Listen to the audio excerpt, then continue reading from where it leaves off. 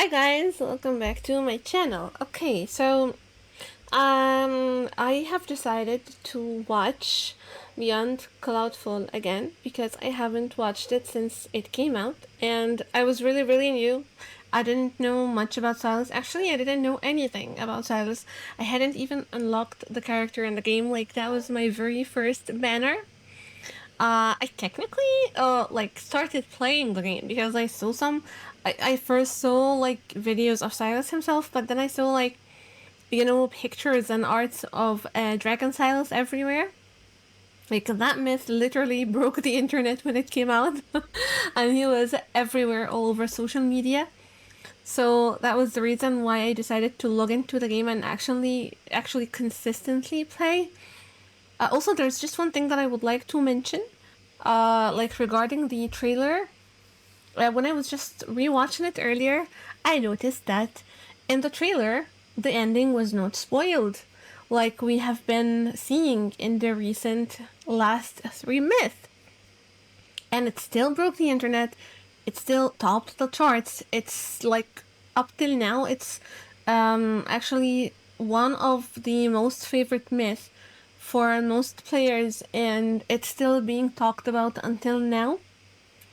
So I don't know what is like Infold's motto here, or what are they like.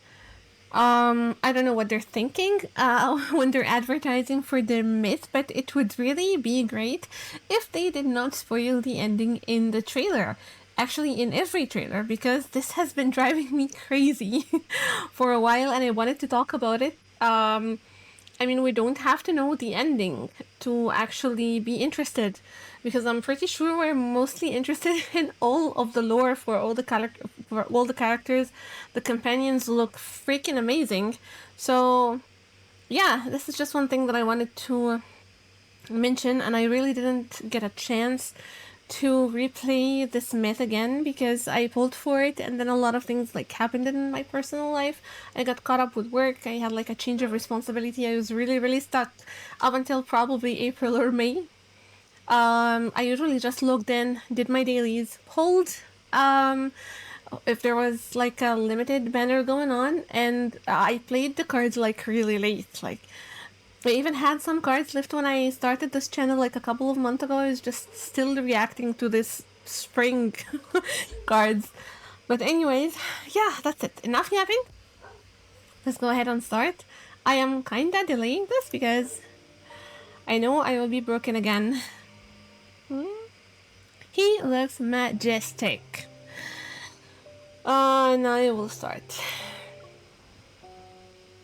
I forgot most of the myth, guys. Like, when I was watching the trailer, I was like, I forgot many things. And of course, okay, wait. I just wanted to say that, of course, I didn't understand a lot of things in the myth because I didn't know anything about Silas back then. Anyway, let's go ahead. Once, on the day that I lost everything, I met my dragon. The sorceress has been judged! Greed and evil shall perish so long as His Majesty and the Sacred Judicator protect Philos for all eternity! The sorceress has been judged! Greed and evil shall perish so long as His Majesty and the Sacred Judicator protect Philos for all eternity! Okay. Scarlet raindrops enter my eyes, while far below, they gather into a gurgling stream at the depths of the abyss. Through my blurry vision, I catch a flash of lightning ripping through Phelos's gloomy night sky. I cannot die here. From my periphery to the area in front of me, darkness spreads like an all-consuming ocean. The world descends as the wanderer's claws close in, their cold, eerie glint like the flash of death scathed. I won't accept this. There is no escaping it now. I refuse to accept this. I like your eyes. I love your voice. Look beautiful. In them, I can see your hatred, defiance, and greed for life. Ah, imagine that this voice, that was my first banner, guys. That was, yeah. Oh, the wind ceases, and it feels like time is caught in an invisible grip. I close my eyes before struggling to open them again. A flash of white light streaks across an ancient rock wall. There, I see the shadow of a massive beast with horns. That's... Chains bind its wings so tightly that, if not for the great sword lodged in its chest, its massive form would almost merge with the rock wall. Wings. I really hope we see the wings in the next myth. It is the thing that I am looking forward to most. Make a deal with me if you want to live, that is. Gladly, gladly, Silas. I'll make a deal Pull with out you. the sword. Let's do it. The fiend actually exists? You don't have time for questions. In the next instant, the stilled air starts to move again, and a rancid wind howls as the once frozen wanderers leap toward me. Driven by defiance and fury, I raise my hands and grip the rusted sword. I want to live. Huh! No matter the cost. When I pull out the sword, the rust melts away and transforms into light.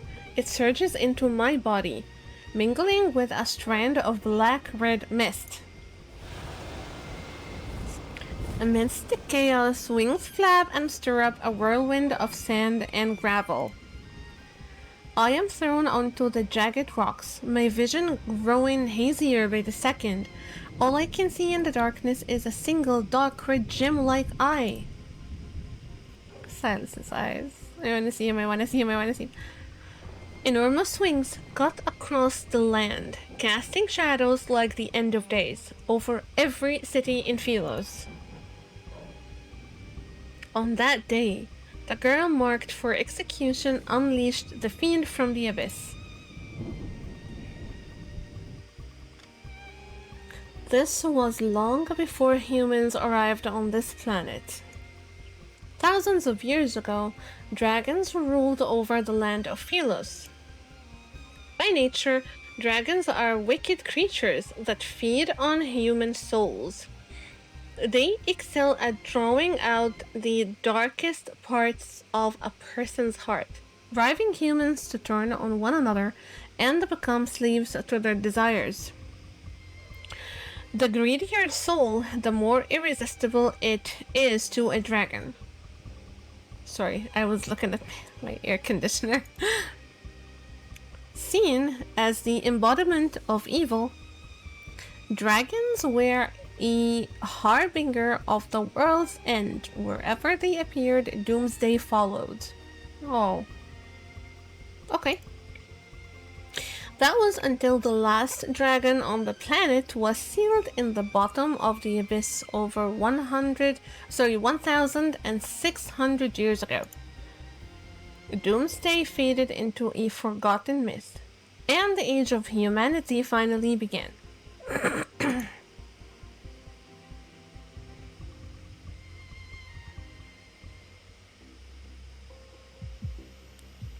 I feel as though my chest is being ripped open. An overwhelming weight presses down on my body. I am immobilized.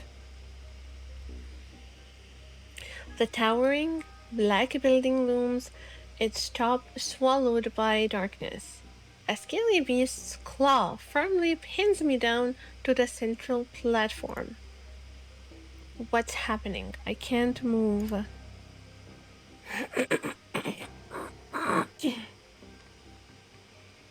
I look down to see strands of faint golden light being pulled from my body by an invisible force.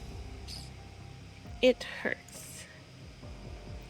I struggle to turn my head. Once again, the shadow of a dragon's horns and wings are flickering on the wall where firelight dances.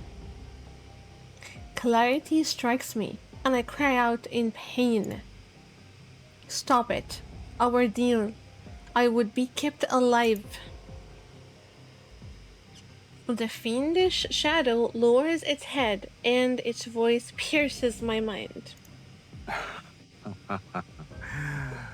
To be a dead person walking counts as being alive. Stop. No! In between life and death, an uncontrollable, tremor erupts from deep within my soul. A phantom great sword forms in my hand. It plunges into the beast's chest. The dragon's pained cry resounds in the hall, and the weight on my body vanishes. Clutching my chest, I quickly sit up. As my breathing steadies, I realize I haven't been torn open like I thought. I vividly recall you saying no matter the cost. I'm sorry. His voice does things to me.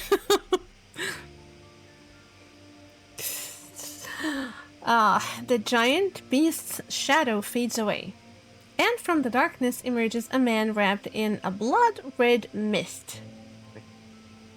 He watches me like I am his prey, and similar to the dragon, he possesses a pair of beautiful garnet-like eyes. I set you free, and you saved me. That means our deal in the abyss is done. He slowly approaches me.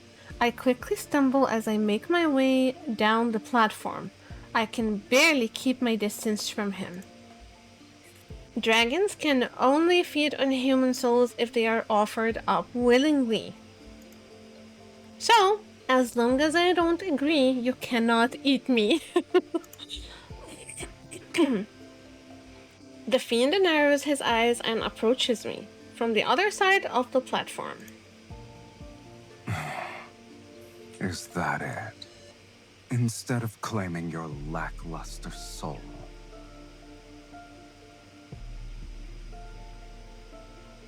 You need to return what doesn't belong to you.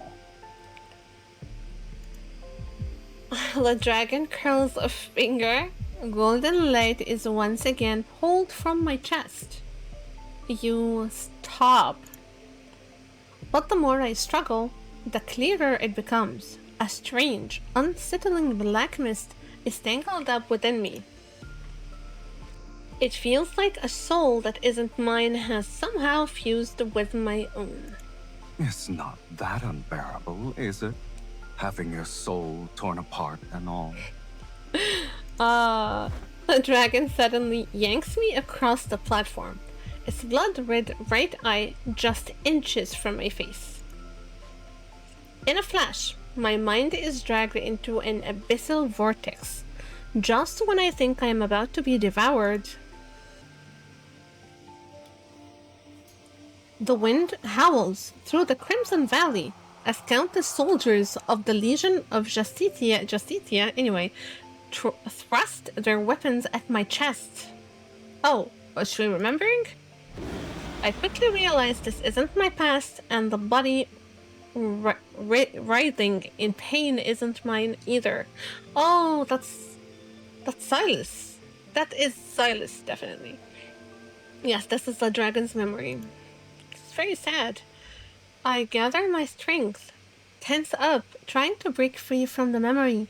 The valley and wind fade away like weathered paint.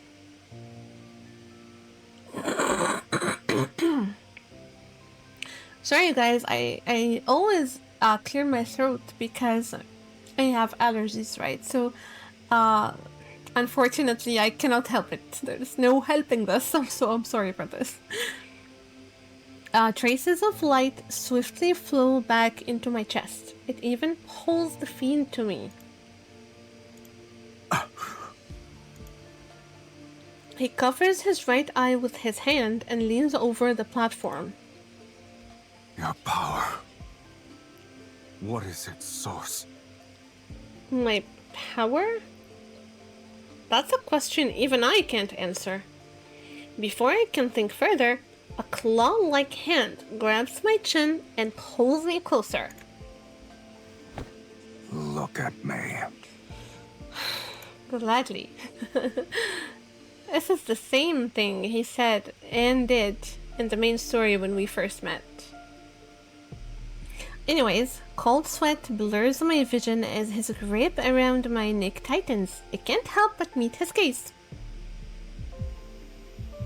A familiar voice resounds in my mind. It's unmistakably mine, yet the tone is strangely foreign. His eye, I want that eye. It's mine, it belongs to me. It's getting stronger. The scent of desire. Tell me your desire, and offer your soul to me. Then I shall promise to give you a painless death. Unless you wish to become a minion of a dragon's nest. I grip my hand so tight it nearly draws blood. But how could anyone sell their soul to the fiend? I don't want anything. You fool. His fingers brush over my lip that I bit earlier.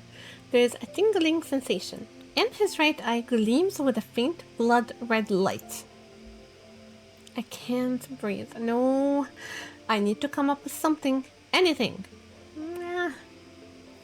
Give me a second. So long as it's wet. So long as it lets me survive. Okay.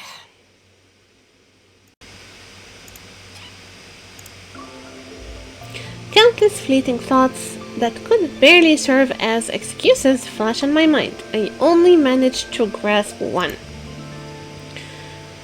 Take me back to the Ivory City. I must return.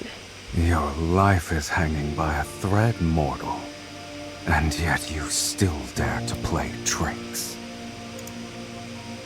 I'm being honest. I used to live in the sanctuary, but they judged me as a sorceress and threw me into the abyss. I won't accept this. I want revenge. My heart pounds in my chest, and my hand trembles as I reach for my dagger. Suddenly, the restraints on me disappear. I am forcefully flung back to the platform.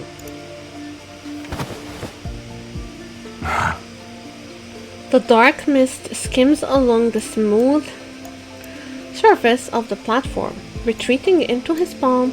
As it does, my wounds close up, leaving no scars behind. It's almost unreal. He healed us. Or Lead the way. oh, he's so cute. He should be intimidating, but he's actually cute.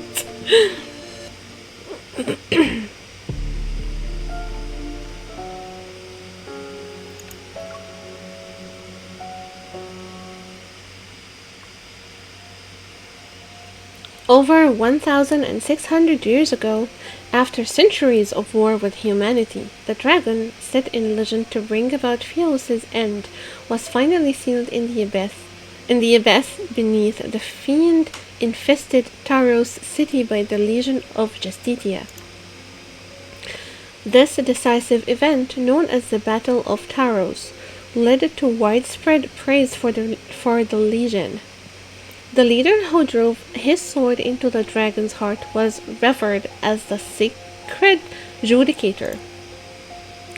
Monuments honoring his deeds stand tall across Phylos, and his followers built a grand sanctuary in his name after his death. Every year, the sanctuary takes in some of the city's orphans in the name of the sacred judicator. It is a place held in even higher regard than the royal palace.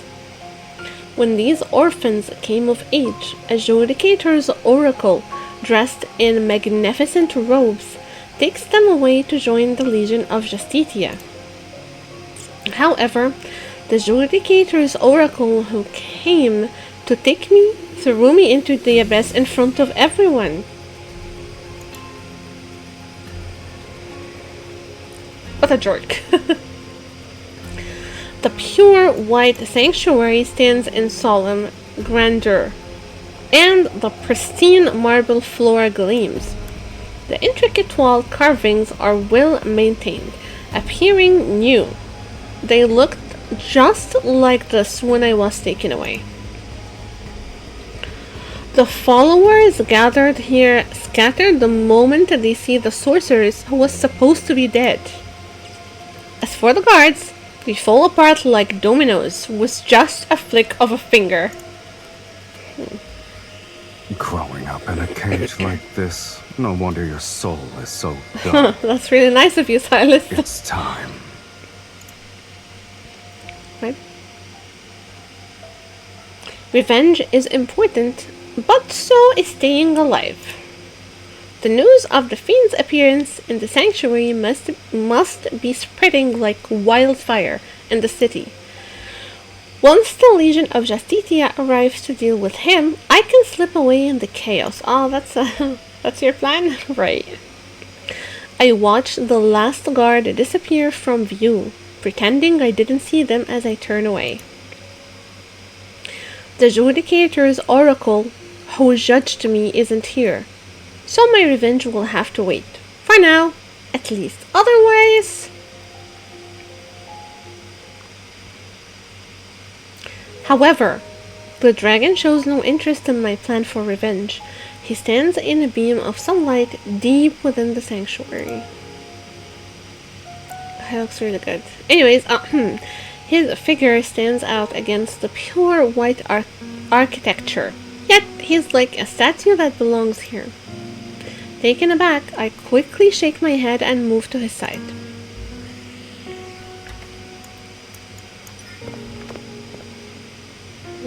What is that? What? Following the dragon's gaze, I see the mural on the sanctuary's ceiling. At its center is a godlike figure in a bright red cloak, wielding a long sword as he executes an evil dragon in a corner. Oh, the fiend slaying god. The godlike man represents the sacred Judicator, and that evil dragon getting a sword through its chest in the corner, that's probably you. I can't figure out why he keeps staring at it.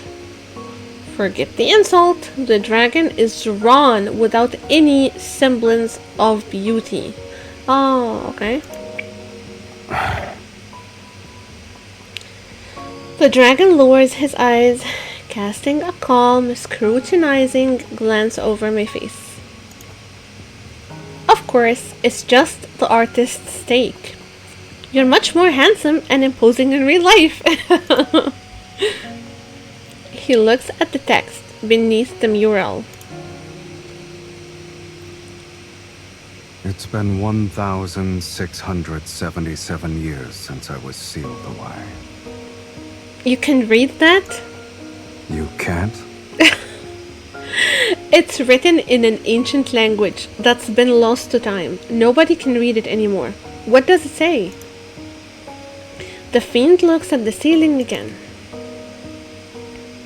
The fiend is the very essence of malice and greed, skilled at twisting human desires. He drives mortals to turn against each other, leading them to their own demise. Given time, the world will be swallowed by chaos and descend into ruination. The fiend's arrival marks the onset of doomsday. Okay. During the Battle of Taurus, the sacred Judicator with a will of iron stood firm against the corruption of evil. In a war so fierce, he emerged as the sole honorable survivor. He sealed away the fiend, the very harbinger of doomsday, deep within the planet's chasm. With the curse of doomsday lifted, hope was restored to Philos. I heard the fiend, which is you, has a distant arch nemesis? Oh, that would be us, right? This individual must be the sacred judicator, correct? Nope. No. What a lofty title. Yeah, this story sounds pretty fake to me too. Sunlight spills through the sanctuary's entrance. The silence is so intense that it's unsettling. The Legion of Justitia still haven't arrived. If there's no one to hold him back, he can't escape. Why would you want to escape from that? Anyway, I try to think of other ways to stall, so I quickly shift the conversation. Ah, yes! This is the resting place of your arch nemesis, right? Arch nemesis? Arch nemesis. Arch nemesis. The sacred judicator in the moral might be long dead, but his ashes are kept here. There is even a statue of him in the inner hall. I sit on the armrest of a bench. Feeling excitement, I rest my chin in my hand and look at the fiend. So, what's your pick for revenge? Smash it to bits, douse it in the ink, cover it with curses, or scatter his ashes onto the streets? He falls silent again. I look over and see his countenance veiled in a soft light. It's difficult to discern the emotions hidden underneath. This man trapped you in the abyss for over 1,000 years, while he was worshipped as a hero, basking in glory.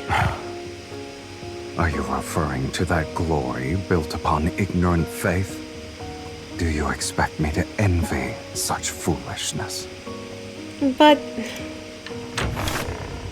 Swatch! Oh, a Justitia arrow forged from golden ore, I think, and crackling with electricity cuts through the air right as I speak. Finally! Next to me, the fiend raises his hand and makes a pinching motion. The flying arrow immediately disintegrates into particles. How boring. That's so Sylus. Right before the next attack, the sanctuary is engulfed in a dazzling light that blinds everyone present with its radiance. Now I can escape. Let's run. Behind the silver light blades charge straight for the fiend. They are accompanied by the sound of hurried footsteps. I step back and look for an opportunity to run outside. How impudent. Of course. I hear the crisp snap of his fingers behind me. A sharp pain suddenly surges from deep within my chest as if my soul has been taken. I can't move. My limbs stiffen. Sorry. My limbs stiffen and move uncontrollably, forcing me to turn around. I gasp as I take in the sight before me. Sorry, Sylus. I was kidding. I wasn't trying to run or anything. The guards are tearing into each other like marionettes on invisible strings, slashing, ripping, and killing without mercy. Blood splatters across the engraved walls. The candelabras are toppled amidst the chaos, setting the drapes ablaze. The stained glass windows, once vibrant, now cast an ominous red glow, reflecting a twisted vision of purgatory.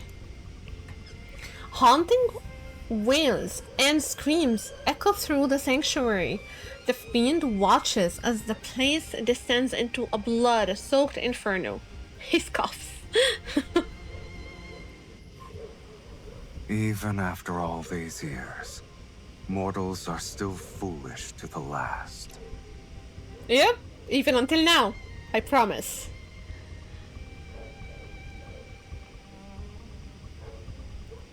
Oh, as light streams in through the stained glass, I can see the fiend's blood-splattered face and the cold, cruel curve of his lips. Come. Of course. It's his eye manipulating everything. You're only somewhat clever, but it's still a pitiful display. If you're planning to kill with a borrowed knife, you'd better make sure the blade is sharp enough. The familiar, excruciating pain tears through my flesh once more, and the faint golden light mixed with black mist is once again pulled from my body. His eye, it should be mine. Even on the brink of death, you still dare to covet my eye. You greedy fool. I've been insulted What a too many shame. times in this myth. Wait, you can't kill me whenever you like, but if you spare me, I can help you achieve more, and... I bite my lip hard, forcing myself to stay calm and steady as I speak to him. I want to live, and I want your eye. It's like how you want my soul. Is there a problem with that? It's just too bad that I am not as strong as you.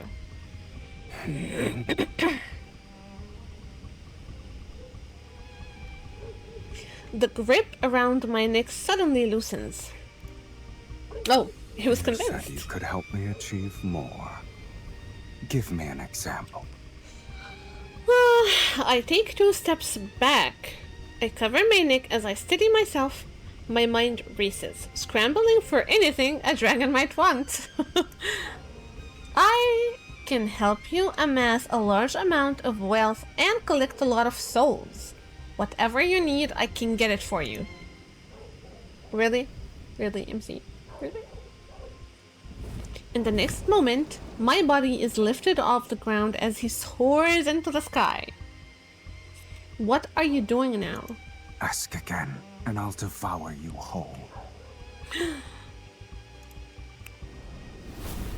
With a snap of his fingers, energy erupts from the flames.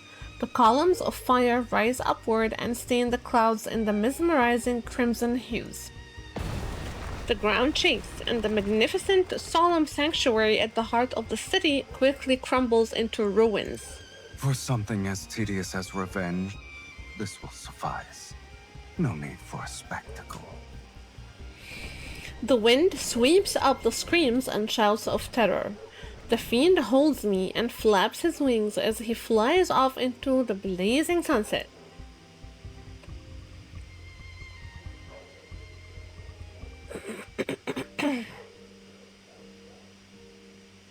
Before the sun disappears under the horizon, we chase the last fragment of light. We find ourselves in a lair perched atop a cliff.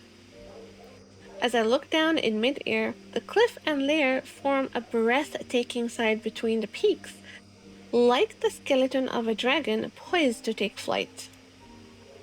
He lands on the other side where the lighting is noticeably better, and there are no blood-soaked stone platforms. Is this your home? Have you ever met a fiend with a home? Well, dragons usually have theirs, so...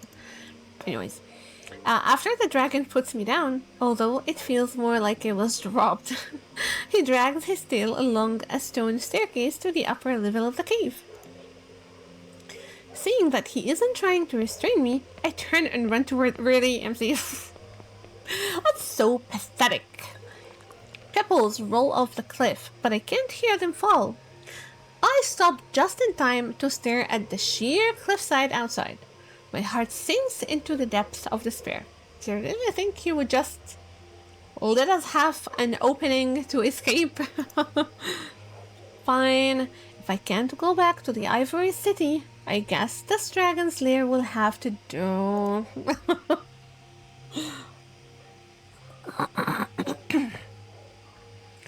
Light illuminates the cave every so often. I follow the faint glow up the stone steps and catch up to the figure ahead of me. I suppose you won't be eating my soul for now? Huh? Assuming that was still the case, why would I even bring you back here? Stay put.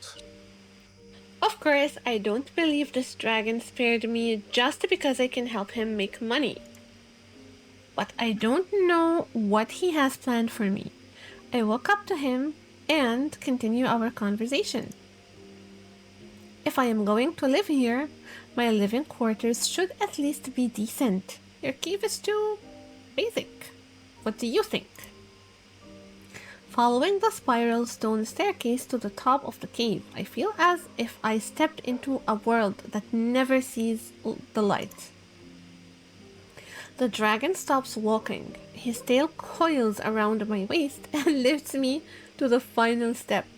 With a cold, lowered gaze, he stares at me. Choose. Choose what? Like a room? Unspoken words catch in my throat as I watch him snap his fingers. He releases an energy orb that floats into the cave's depth. One by one, red flames ignite as far as the eye can see. My surroundings are illuminated by their shimmering light. Before me is an endless array of treasures and luxurious garments. But the background here has like skeletons. Okay. You are not interested? You'd really give these to me? Why not? You're also mine now. Oh. His tail wraps around me again. My body is turned around and pushed toward the treasure trove. The dragon's lair hasn't been visited for a long time. I make my way to a pile of gold, clear away thick cobwebs, and spot an old, toppled sword rack behind it. I lift the nearly rotted wood and pick up a dagger that glints with a cold, sharp light. It's called the Fiend Bane. Legends say you could plunge it into a dragon's heart and twist it 3 times to completely shatter the dragon's soul. Oh, I set the dagger down and notice an open box to my right. Inside is a blade that looks like a hidden weapon. The Golden Crow's Feather of Eternity. Designed specifically for gouging out a dragon's eyes. Dear God! You humans seem to think the longer the name, the more formidable the weapon. But this little thing isn't even good for trimming my nails.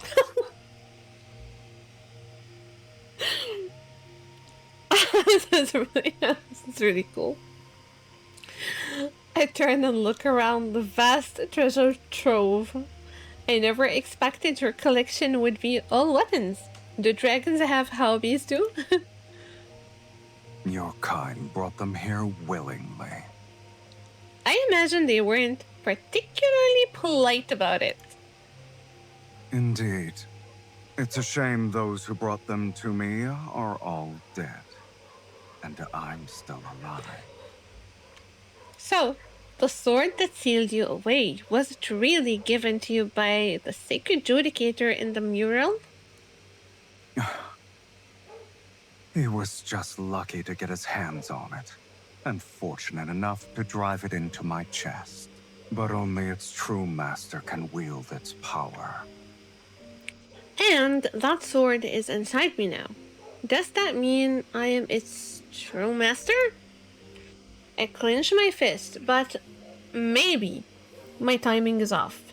The phantom of the great sword doesn't appear as I'd hoped. Rounding a thick stone pillar, I find myself staring, not at weapons, but at a seemingly endless hoard of treasures. Fine clothes, paintings, musical instruments. Shocked, I can only stare until I realize I just swallowed my saliva. If you want something, just reach out and take it. and the flickering firelight, our shadows intertwine on the dimly lit wall. Just like this. Let your greed and desire burn a little brighter. His tail glides up my calf. Smiling, the fiend leans in to whisper into my ear. This is how you'll become worthy enough to be my meal. Oh, okay. Your meal. I expected something else, Sylus. Okay. Holding a gem, my hand clenches in fear. I turn my head as his tail suddenly tightens around me. He laughs, watching me struggle in his grasp. His laugh.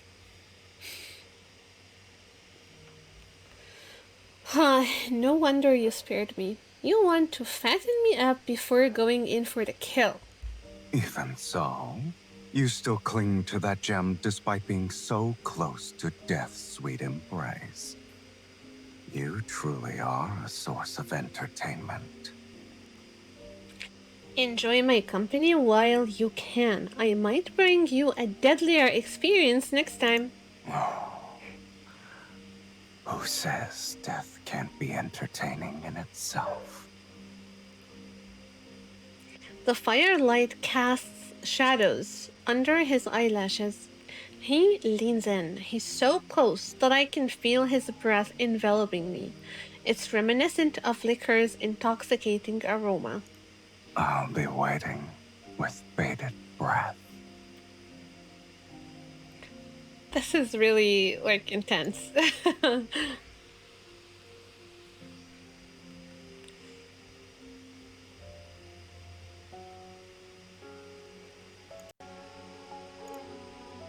Chapter 3.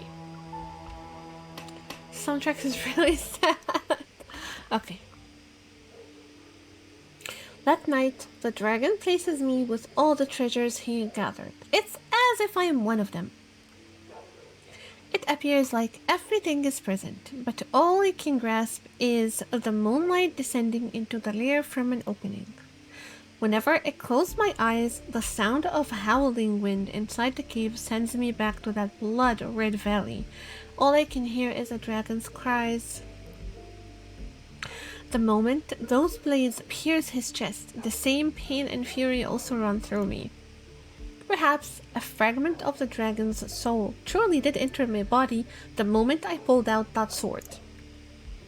At the time, I didn't understand the implications. I also didn't know this would mark the start of a curse.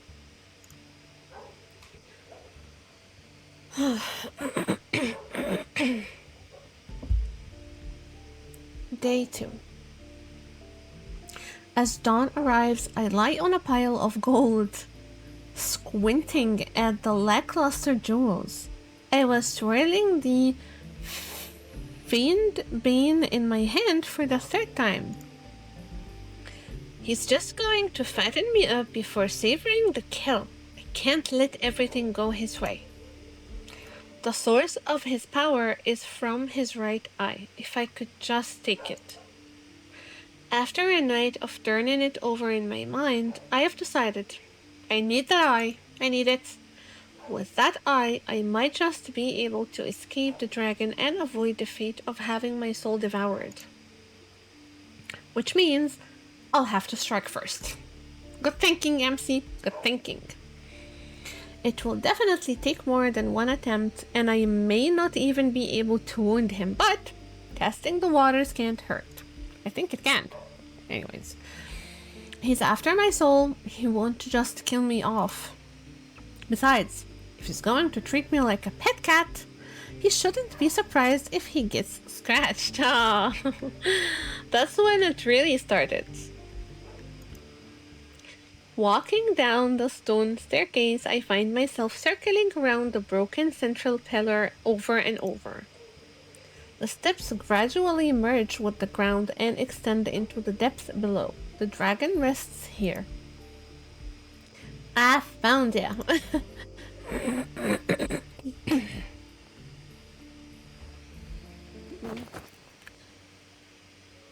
He so freaking good. It looks so good. I'm gonna take one screenshot. Just one screenshot. Look. It's so cute.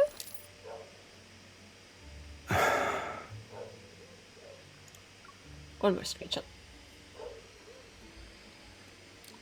He's so freaking hot. What chance? Oh, please. Right, of course.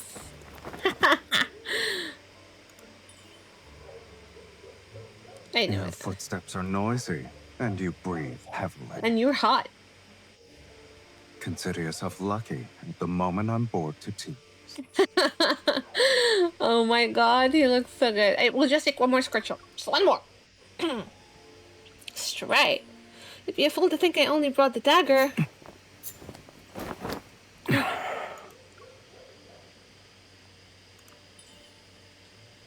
You. Child's play. I admit you're clever at times, yet your skills leave much to be desired.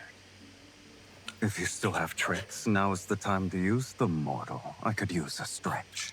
What? So hot. This whole sequence is really, really hot and sexy and everything. I can't stop looking at him. I'm really obsessed. And he really does make me nervous. I know I have said this in another, in a different video, but I feel like he's looking straight into my eyes.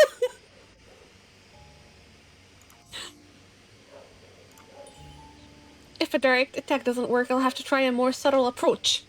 I was able to read it without pausing. Pretend to soften, really? I don't have anything else. I was just bored and I wanted to play around. You'll let me go, yes? Before you tried to kill me, did you consider that it'd end like this? Strangle? Really, MC? Oh my god, this is so hot. I see. Your overconfidence truly led you to believe I'd be merciful. Feel your heartbeat right now. Don't forget, if I apply more pressure at this very spot, your heart will never beat again. Are you going to stay this weak forever? This will be the mark for the first time.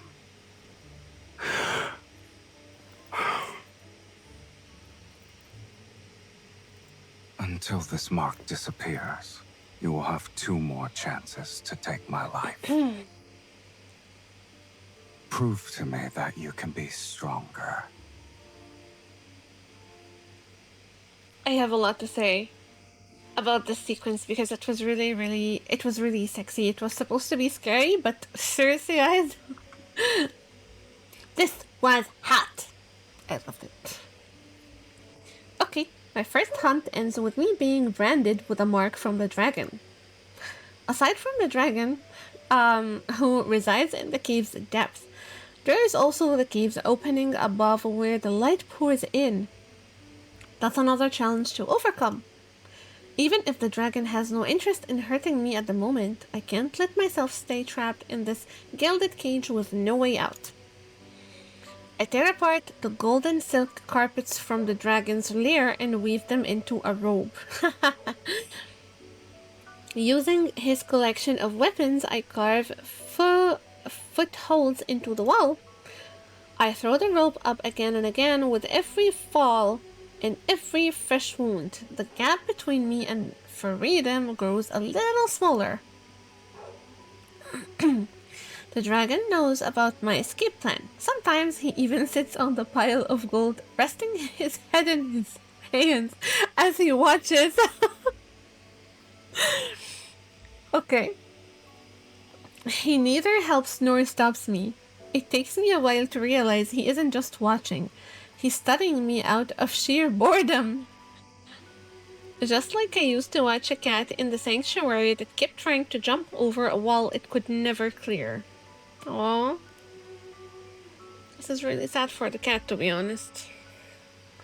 I finally managed to reach the top. Now how are you gonna get down off the cliff, smarty? 5 days later, at the break of dawn, I finally pull myself out of the cave's opening. But I learned that while I found a way to freedom, it's also another dead end. Of course, what did you think? Uh, Outside the lair, the abyss seems bottomless. One can only gaze upon the city of Ebony, Taro's city. It is a place where fiends lurk. An endless crimson mountain range, covered with forests that are void of life with their scorched trees, surrounds the lonely city. There is no other path. Behind me, a narrow ridge snakes downward, like the spine of a dragon. Between the vertebrae, some words in this game are just too complicated, lies a vast yawning chasm. You'll die if you can't make the jump. As if you care. As I prepare to sprint and leap, the dragon lands behind me. You won't let me die, or else you won't be able to have my soul. However, you're not concerned about me running away. If you can go down without dying, then you may come and go as you please. I'm also curious to see where a sorceress who consorts with a fiend thinks she can go. With his arms crossed, he floats in front of me. I shoot a glance at his dragon horns and tail. You're skilled in flapping your tongue to annoy people. Thank you. It's one of my few strengths. This is so Silas! I still haven't found the Judicator's oracle who judged me. My revenge is far from over. Looking for him is better than staying here. Don't bother. Even if you leap down these 21 bones, no one in your hometown will be waiting for you. Makes sense. I stop in my tracks. What do you mean? The dragon tosses me a blood-stained bag. What's in it? Eyes. Crows pecked out the eyes of the person you're looking for. My gut tells me this isn't the dragon's doing. What happened? You had me destroy a sanctuary, but the Legion of Justicia took it further. They wiped out an entire city under the pretense that doomsday is nigh. Justicia. I was saying Justicia. Anyways, the dragon literally floats in front of me, a wicked smile on his face, a blood-red vortex swirling deep in his right eye. The Ivory City is a burning purgatory now. A rare sight indeed. Shall I take you there? At the highest point of the dragon's ridge, crimson clouds surge upward. I am swept into a boundless sea of roaring flames.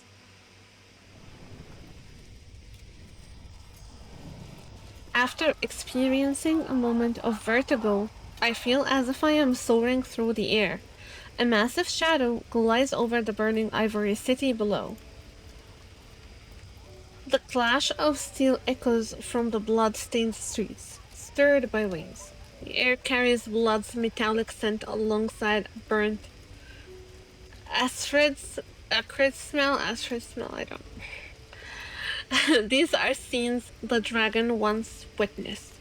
The memories replay in the soul that's hidden within my body. Humans don't need fiends. Their own fear is enough to bring about the world's end. As if this cruel spectacle of people destroying each other wasn't entertaining enough, I soon find myself falling. My soul trembles in pure ecstasy as I soar through the roaring flames. I pay little attention to the warm droplets that splash my eyes. Enough. I forcefully shove away the one responsible for these visions. The air turns bone-chillingly cold again. I lose my balance and descend. Above me, sunlight pierces through heavy cloud cover, yet the sky grows ever distant as I fall. The dragon's expression changes from cruel amusement to alarm. As he spreads his wings, he flies toward me. He actually is worried. He is worried about us. Starting to have feelings for us, right? The air no longer moves when a scorching embrace envelops me. The descent doesn't stop. It's as if I am being held in a safe cocoon.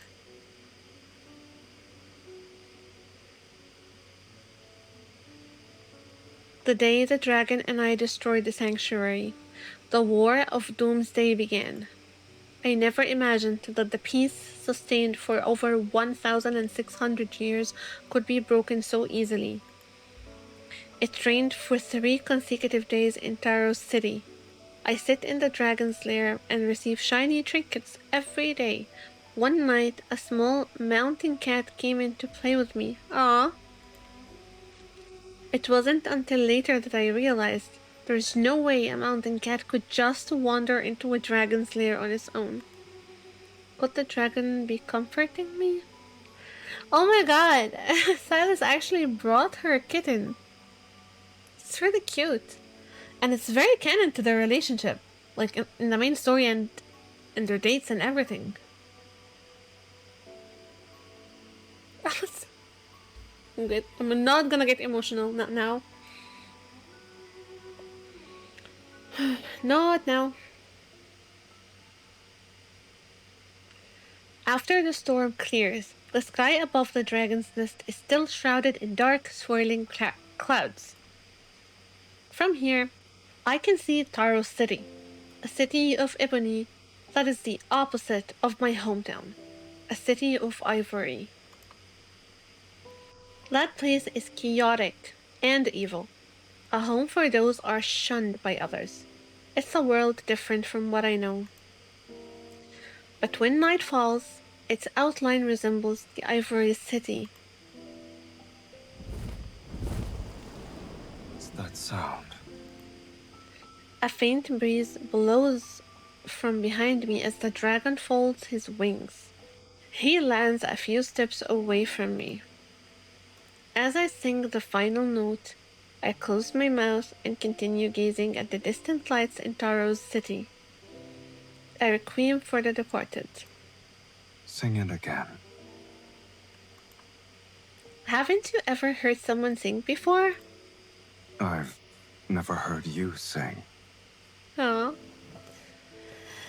He sits next to me, and his tail curls behind me. The nights in Taro City are always brightly lit, unlike the flames of war in the Ivory City.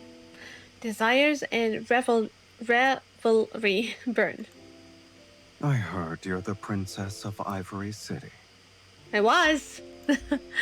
I managed to. I managed a stiff smile.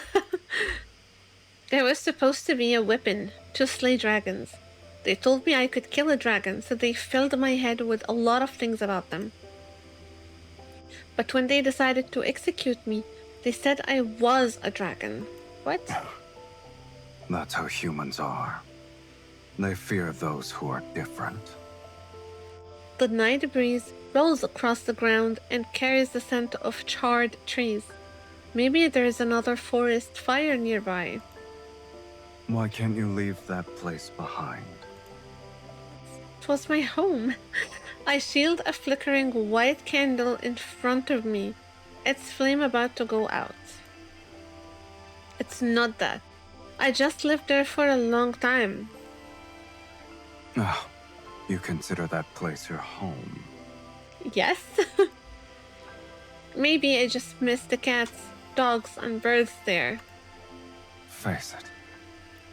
No matter how much you hate it or want to leave, a home is still a part of your soul. The more you try to excise it, the more you'll be reminded of who you are. It's unfortunately very true.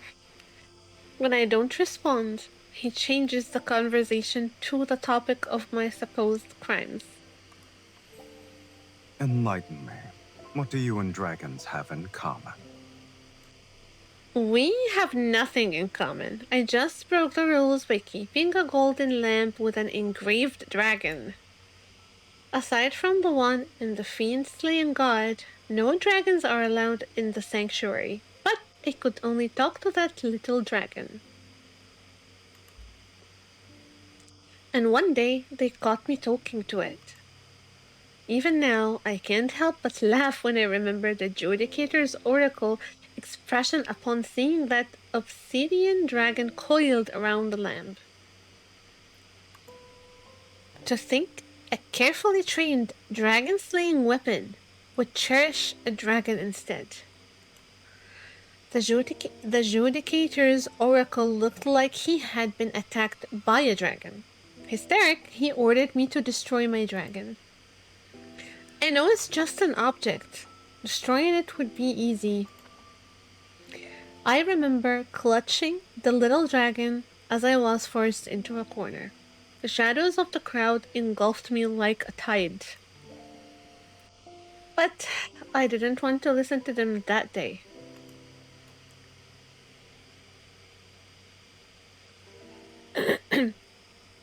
The essence of the Ivory City is reflected in its citizens. People dress nicely, exude grace, and possess untainted souls. The Judicator's oracle says desire is the seed of calamity. Excessive indulgence will allow this disease to grow quietly. So, I had to act like everyone else. I had to act like everyone else. I needed to abide by proper etiquette, say the right words, and bind my hands and feet with invisible white threads. All of these things turned me into a puppet without a heart. But they still burned my dragon. It's really sad. To kill my dragon, they framed me for a great crime. They sentenced a puppet to death because it had one desire. That's really sad. Since they have branded me a sorceress, fine then. How could I not do what a sorceress is supposed to do? Strands of my hair flutter as I look at the dragon beside me. Since they destroyed what was most precious to me, it's only fair that they surrender what's most precious to them. Everyone wearing a sacred robe should have their chest split open to see their truest selves. The threads binding me are cut away, one by one. I tighten my fist and finally see what's wrapped inside. A heart still beating. Revenge and plunder. That's my desire. If you can make it happen, my soul is yours. The night grows colder, and the candle finally flickers out. The dragon doesn't respond to my deal. He just leans in closer. Do you know what you look like right now? Nope. You're a young dragon who just grew her horns. Upon imagining this, I lower my head and start laughing. Maybe he's right. With my little dragon gone, horns grow in my heart. Growing dragon horns symbolizes a rebirth. It's a good thing. What about you? How did it feel when you grew your horns? It was nothing special. The dragon sits back down, avoiding my gaze. It just hurt a bit. Then, are you a dragon or a human? Maybe he doesn't hear me, or maybe he just ignores it. He lets out a chuckle. I know my request can be considered unreasonable. It's fine if you can't do it. Even if your desire is to resurrect the people of the Ivory City, it's still within my capabilities. Really? Is this a fiend's act of kindness? People are far more interesting alive than dead. If you truly want revenge, the best way is to keep them alive. That makes sense. Or would you say this world is the closest thing to hell itself? You can only feel pain when you're alive. Very true. His expression is malicious when he speaks, but his eyes sparkle like gemstones. I recall the dragon in the valley with a sword in its chest. Is this the wisdom you've learned as a dragon? You faced death before. You should know the answer. Do you think you will devour my soul first? Or will I pluck out your eye first? The dragon ignores my mischievous question and looks beyond Taros city. Sing that song again. I know our conversation is brought to a close. It's boring without music. It sounds better with an organ accompaniment. Organ accompaniment. Can you get one for me? It's a simple matter. Consider it done. Again, so Sylus.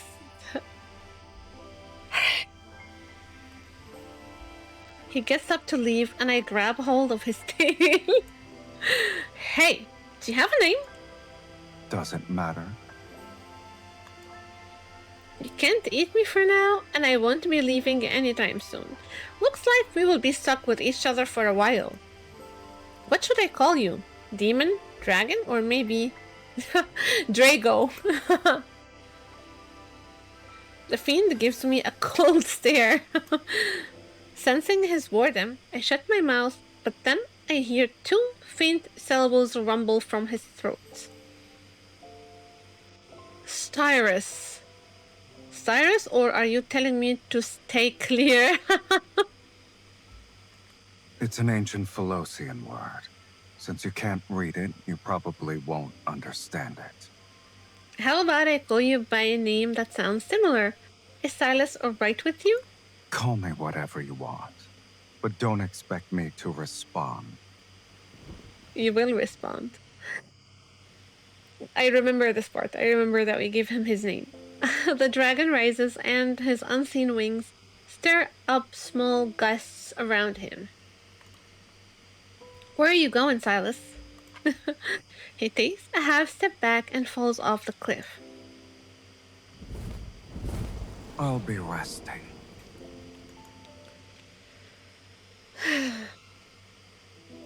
On the night I learn the dragon's name, I see him again in my dream. He falls into the valley as soldiers from the Legion of Justitia thrust their weapons into his chest. He slides down, and sharp rocks tear into his flesh. A dragon's roar fills the valley, then slowly fades into silence. But at the bottom of the valley, it's not a dragon lying there. It's a young man, barely clinging to life. I'm not going to cry now. We still have a long way to go, guys. I'm not gonna break that easily.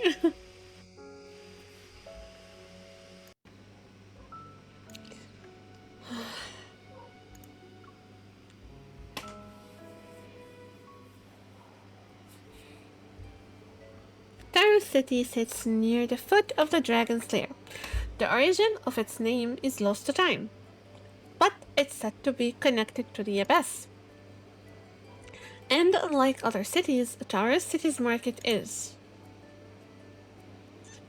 The stall we passed by, a wanderer's head was being displayed. You reacted quickly. Should I remind you that you're currently fiddling with a wanderer's thigh? This is so creepy, you guys are so weird.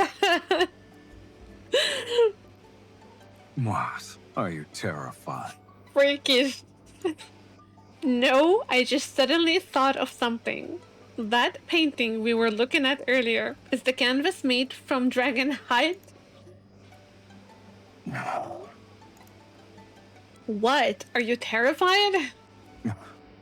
I don't remember my voice sounding this annoying.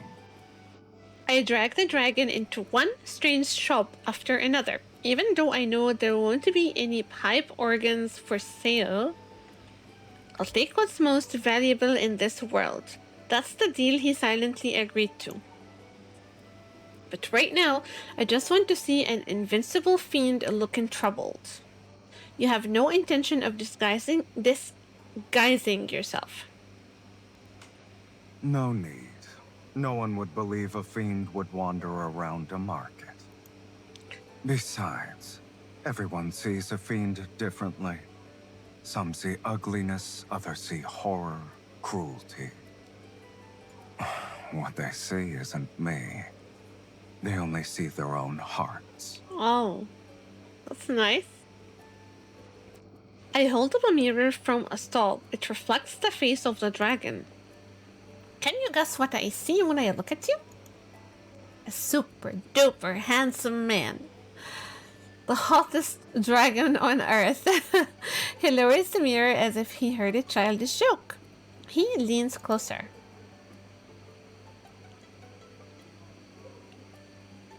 At the very least, I'm a lot more handsome than I was depicted in that fiend-slaying god mural. Of course you are.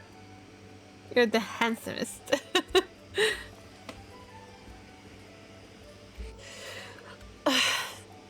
I thought the famous market of Taro City would be more interesting.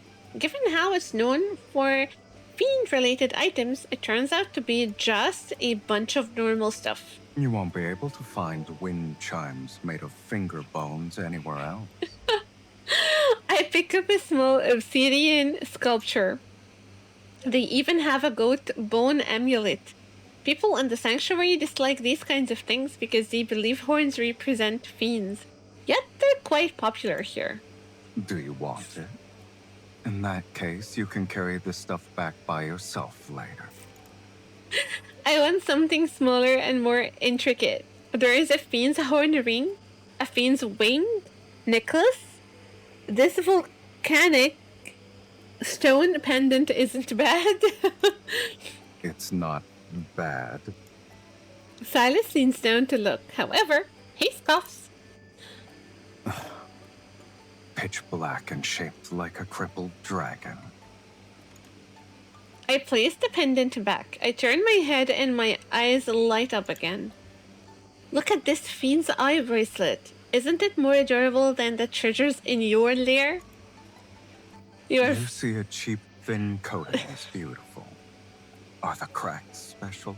Did you come here just for these? MC's being very weird.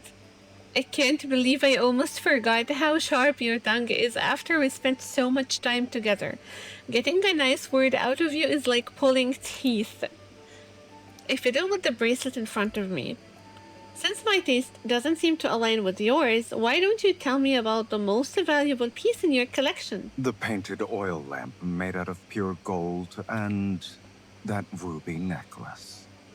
You wouldn't use them if I gave them to you. Why are you interested in cheap things?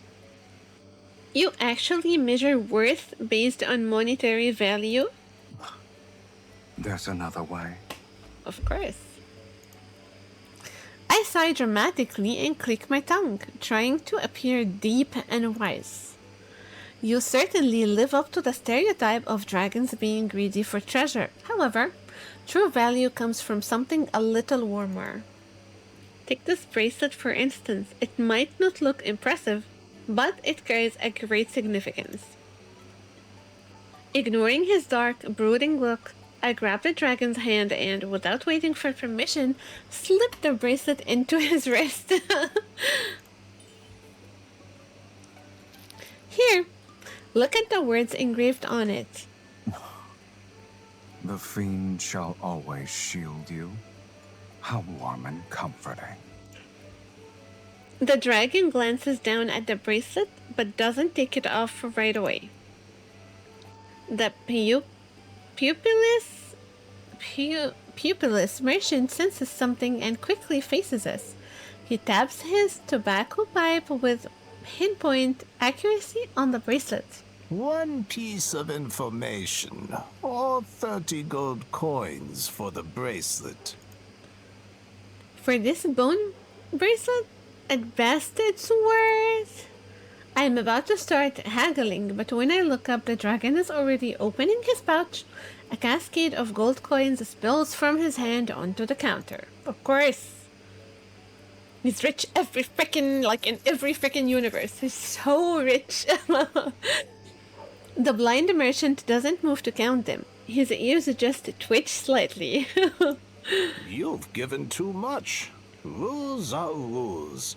I'll keep the gold and give you 2 pieces of information. First, the fiend has returned. The Legion of Justicia will march to Taurus City soon. You two need to be careful. Sylus and I exchange a glance. The merchant, expressionless, turns his face toward me. As for the second one, before long, the fiend will meet his destined arch-nemesis once again. Right over there.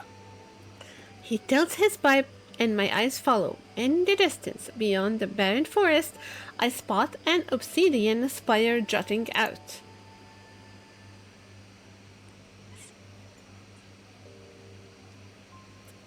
I hook my arm around the dragon's neck, stand on my tiptoes, and whisper in his ear.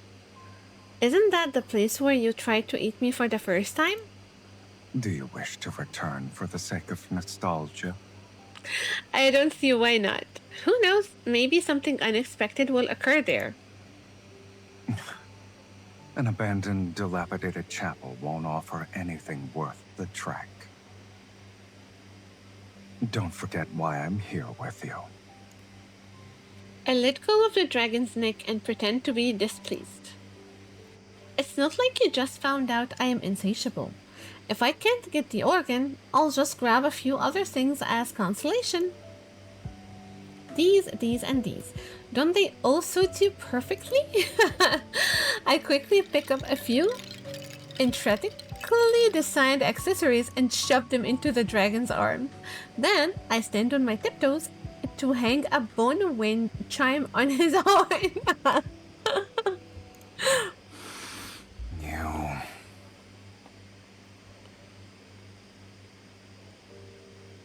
What? Our gazes meet. I blink at him as I am still standing on my tiptoes. The evening sky casts a soft rosy glow over the dragon. He looks at me for a moment, then sets the coin pouch on the table. He's enjoying this. Since you want all of them, don't leave a single one behind. Take everything. We're leaving. I open my arms to the dragon and he lifts me. He carries me and my treasures as we soar over Taurus City.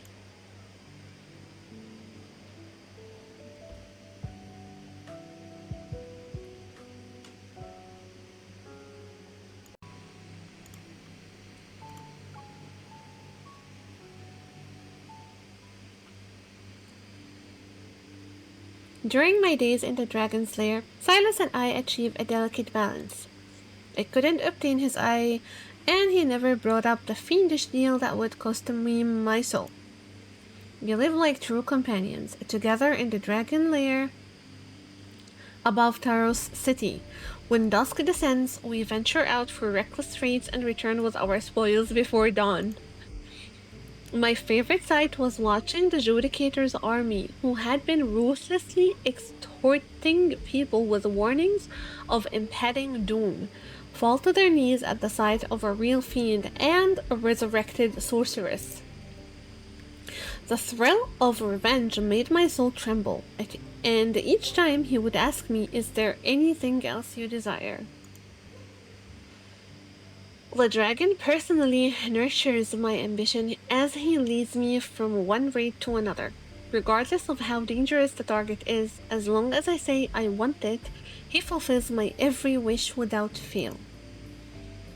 Fate tumbles like an uncontrollable bead rolling into a bottomless abyss. Under the guise of helping me get my revenge, he feeds the beast in my heart, called desire. I know he is. Yet slowly my heart gains new desires.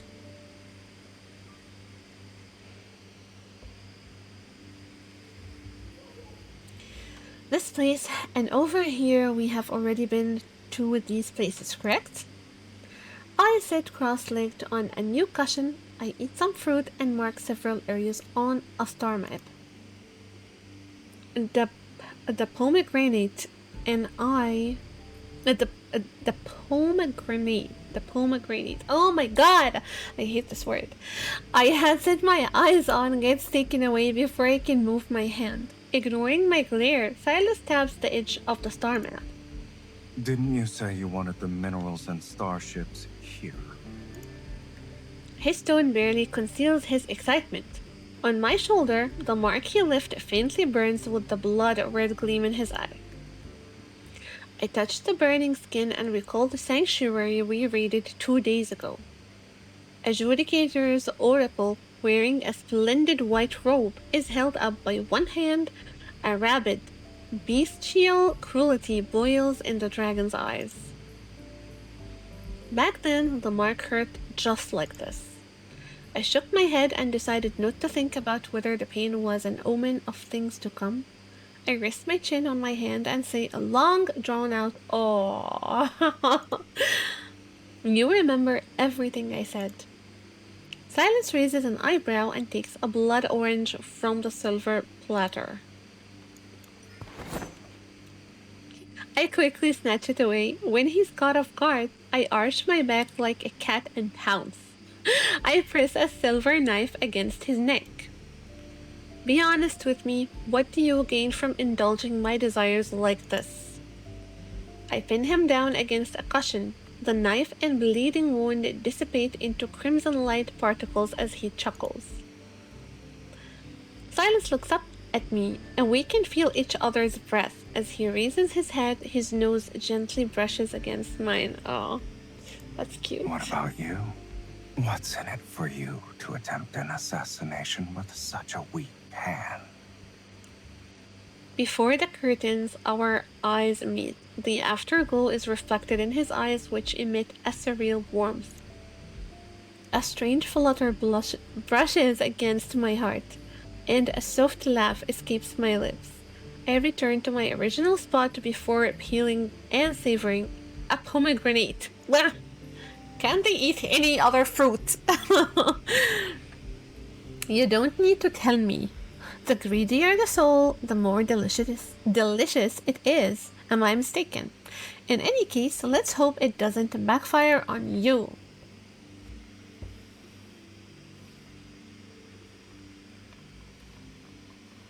Silas laughs as I take out another pomegranate. Oh my god, stop eating already.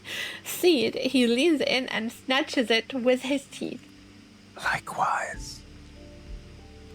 You haven't fled because you're waiting for an opportunity to take my eye. Is that right? But as I stare into his eyes, I find that I don't truly want to hurt him. Besides the horns and tail, he's almost no different from a human. Honestly, this whole eye thing is kinda like, yeah. Aside from searching for places to plunder, the dragon and I often meet at the top of the lair. Sometimes I tell him stories I have heard.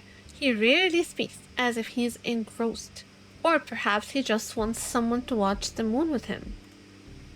Occasionally, the dragon talks about himself. He speaks about the myriad of dragon-slaying weapons in his treasure trove, and the 108 ways humans have tried to kill him. But most of the time we just sit together and say nothing. The gentle night smoothes his sharp scales and reveals his true form.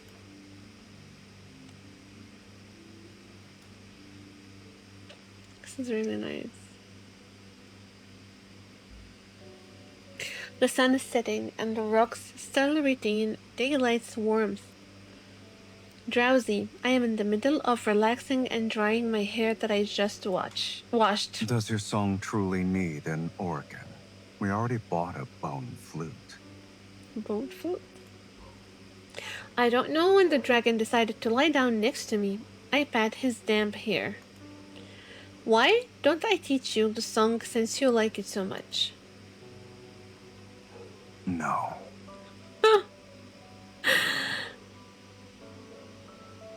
You don't want to, or you don't think you can learn it?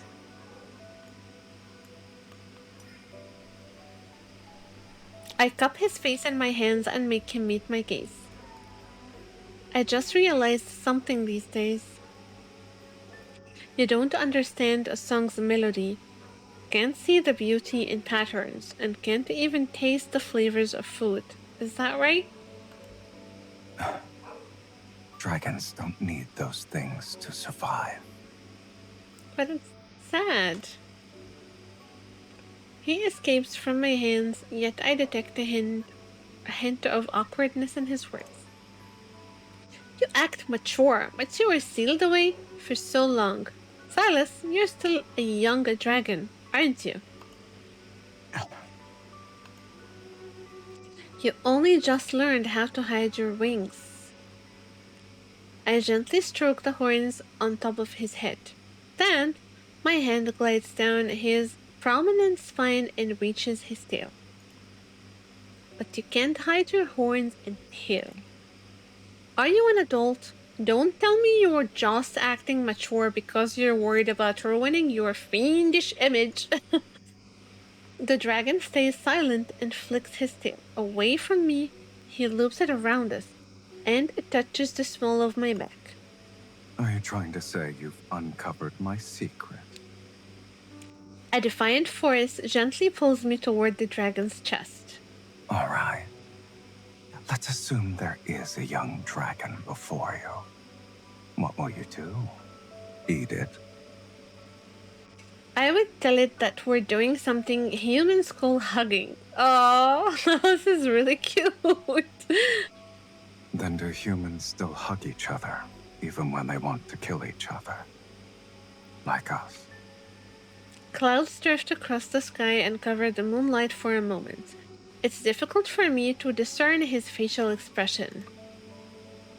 Some words are like the moonlight hidden by the clouds. Once the moment passes, there is no need to say them anymore. I roll into a more relaxed position and lie on my back. What does a human soul taste like? We have known each other for so long, but I have never seen you eat. Have you never eaten a soul? The dragon remains on his side. He stares at me as if my face holds secrets he hasn't discovered yet. Most human souls are disgusting. They're even less appealing than a wanderer's protocore. Oh, protocore. So there were protocores at that time as well. When I first saw you, you said my soul was lackluster. Was that actually a compliment? Indeed. It's as lifeless as a slice of turkey meat. My god. Thinking back, I can't help but laugh, yes. Is there something else you want? No. Maybe I just wanted to know if a dragon, capable of luring humans into darkness, could truly feel the human emotion called love, a desire that goes beyond mere survival. In his world, apart from survival and killing, could there also be room for organs and hugs? Or maybe the person next to me only appears to be human, and his indulgence toward me is just so he can obtain my soul. Sylus, those gems and weapons are boring. If you want to cultivate my desire, you need to give me something rarer. This time I want... Can't stand being the only one who's troubled by this thought. So I demand something from him he can never own and will never offer. Your soul, your love. Of course your love. Your love. Oh my god. As expected, he looks surprised and then laughs. His laugh! A fiend's love. What are you going to do with something that doesn't exist? If it doesn't exist, then it's even more precious. Speak. What does it mean to truly love a person? Have you ever loved anyone before? No, but I know exactly what to do. I move closer to him and lift myself up to plant a kiss on the dragon's forehead. This expression is cute! When humans fall in love, they want to kiss it. Maybe dragons feel the same way. The dragon's claws seep across my cheek. Once again, he looks at me as if I am prey. But maybe you should know the fate that befalls a dragon's lover.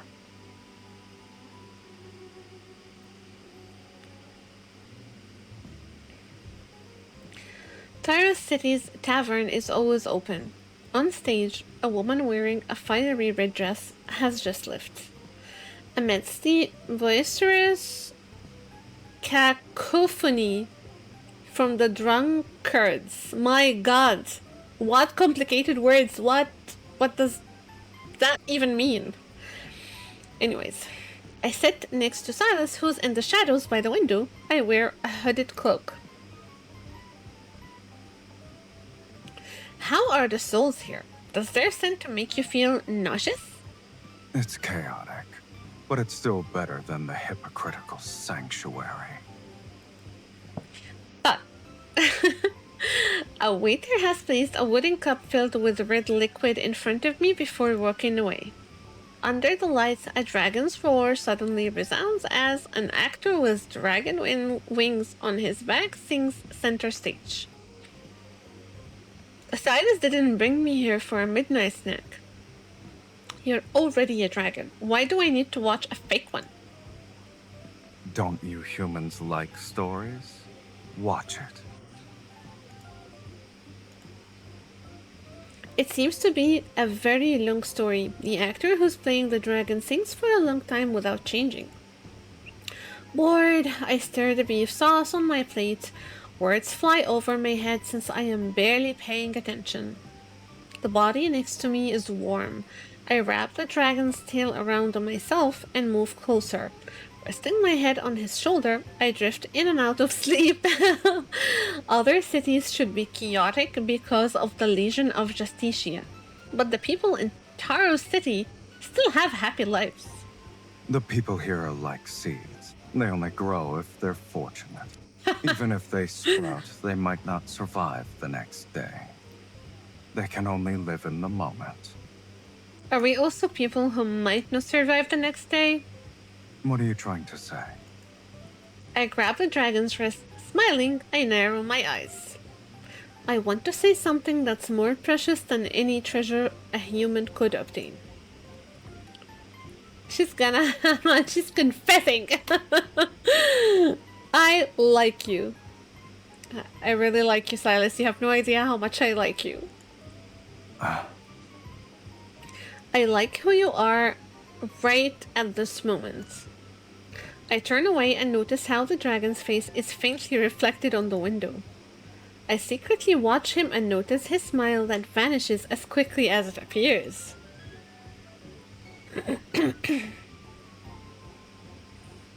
Turn around. He grips my shoulder and forces me to face him.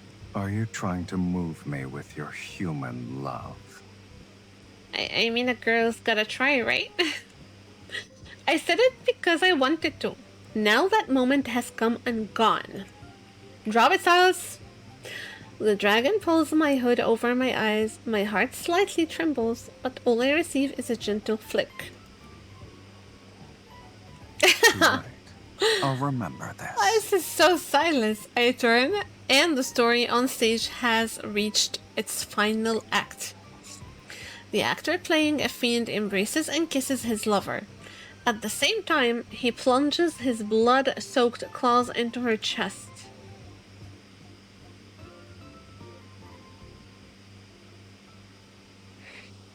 At night, the dragon carries the sleepy girl through Taro's city's crowded alleys. No one spares them another glance. It truly looks like he's an ordinary human returning home in the moonlight.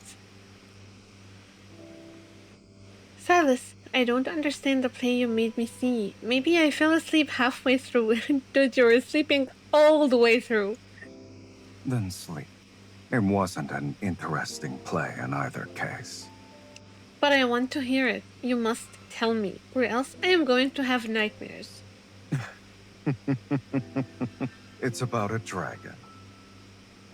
Figures surround him. He could fly her back to the dragon's lair, but tonight he wants to walk a bit longer with her. In the beginning, the dragon lived in a valley with other dragons. Amongst his kin, he was the only one with a human appearance. He mistakenly believed he was a normal person. He's gonna tell a story and it's But gonna... as he grew older, horns sprouted from his head and a tail from his back. He had never seen anything like this on someone before. He was scared. So he picked up a blade because he wanted to remove them, but the horns and scales would grow back, dripping with blood. It didn't matter how many times he cut them. He turns and walks onto a small path. There are fewer people here. His voice softens as if he is actually lulling her to sleep. After a long time, he finally came to terms with being a monster with horns. But then, the love of his life appeared. The moment she pulled out her sword, he knew she was the one destined to kill him. She was his arch nemesis. But somehow along the way, he stopped wanting to consume her soul. She showed him human love and companionship, making him think he could live like a human too. And slowly, without realizing it, he began to forget he was a dragon. Maybe it was the first time she climbed to the cave's opening, and the morning light touched her dirty, scraped face. Or maybe it was her unchecked, ever-growing desire that reminded him of his old self. Or perhaps deep down, she's also a little monster with horns of her own. Yet a monster can never truly become a human. He cannot escape his fate as a dragon, nor can he love anyone for long. Dragons have an inherent tendency to toy with human desire. But in the end, they inevitably become enslaved by it and turn into true monsters. At the end of the story, he killed his beloved. This is the dragon's curse. As he walks away, the lights fade behind him. He pulls off his cloak, revealing the creature beneath. His form with dragon horns and a tail remains. Silas, do you hate humans? I wouldn't say I like them for now. But I am a human too. Invisible wings slice through the air. Carrying the sleepy girl, he soars through the skies. What about you? Why stay by a dragon's side? Oh, he's like asking us the question, I think.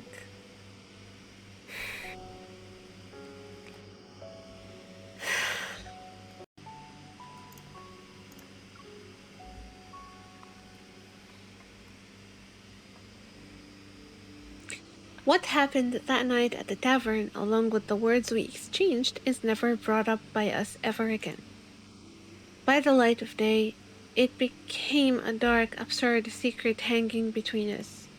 Tara's city reveals every night, where shallow desires are easier to face than genuine feelings. With the return of the Fiend, Doomsday's ominous shadow once again haunts the war-torn lands of Philos. Under the guise of exterminating the Fiend, the Legion of Justicia sparks wars across the planet. Those who dare to oppose them are branded as sinners and put on trial in the court of Justicia.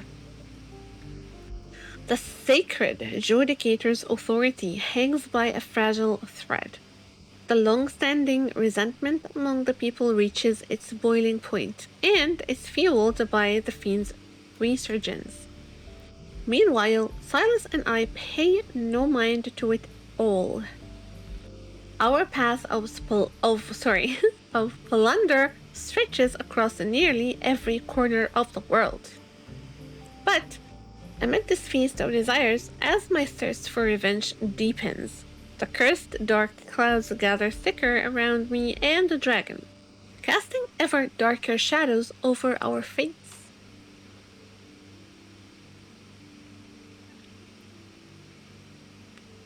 Please, please don't kill me. Spare my life.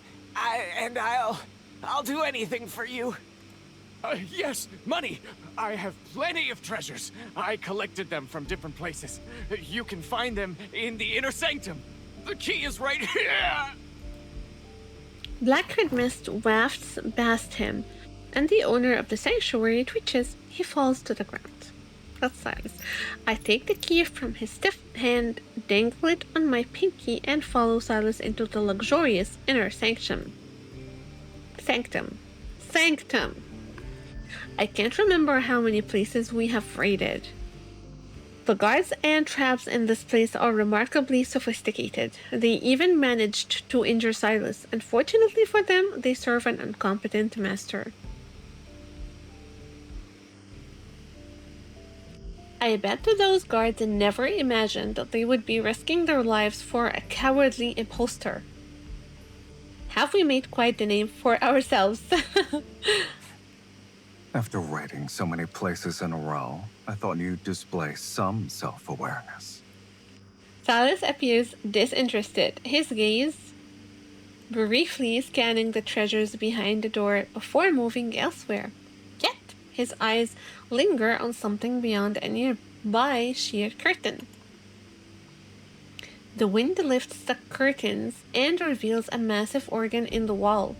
Its presence is illuminated by the setting sun. What a pleasant surprise. Smiling, I put down the jewelry I was holding and adjust my dress. I sit down before the organ. Melodious music resounds while the wind sweeps through the building. Sunlight casts a radiant glow and harmoniously blends with the enchanting melody. My performance ends, and the sanctuary falls silent. Why did you stop? I get up and retrieve the sword resting near the organ. A requiem is meant to soothe the dead, but the souls in this place don't deserve it. Standing on my tiptoes, I move closer to Silas. As soon as he narrows his eyes, I quickly step to the side and gracefully ascend the stairs. They were sanctimonious enough when they were alive. I have no intention of praising their ugly souls. What I desire is... My fingers brush over the renowned painting adorning the wall. I turn, lift the hem of my dress, and sit on the sacred throne positioned at the top of the stairs. I point my toes, and in silence, I hook my leg around the dragon's as he reaches the last step. Just as he leans forward, I tug him closer. To live freely and die without regrets. Our breaths mingle, and our heartbeats sync. Light ripples in his eyes, and his lips slowly curls into a smile. With a flick of his tail, he catches me off guard, wrapping it around my waist and pulling me in. Are you aware of your soul's scent? He meets my gaze, leaning in provocatively. His breath teasingly caresses the pulse on my neck. It's akin to a strong liquor topped off with salt. Forever boiling and never satisfied. A shiver ripples through me. Deep in my body, the mark on my shoulder burns with a heat like never before. I wonder what's boiling inside the dragon at this very moment. I don't retreat. In this intimate proximity, I reach out to brush my fingers against his lashes. And you? What is it that you desire? The fading sunset casts a hazy glow over everything, spilling over his brow and rolling down his throat. He says nothing. I take his silence as consent, but just as I reach for his right eye, my wrist is suddenly gripped tight. The moment his skin touches mine, memory is tainted by a bloody hue flash before my eyes.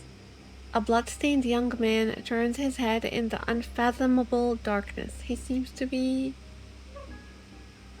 What? You ask too many questions. His voice shatters the illusion. I return to reality, and Sylus has already released my hand. A sinister, blood-red gleam flashes in his eye. Where are you going? I've never asked you that. It's a shame I won't ever learn how to be tactful.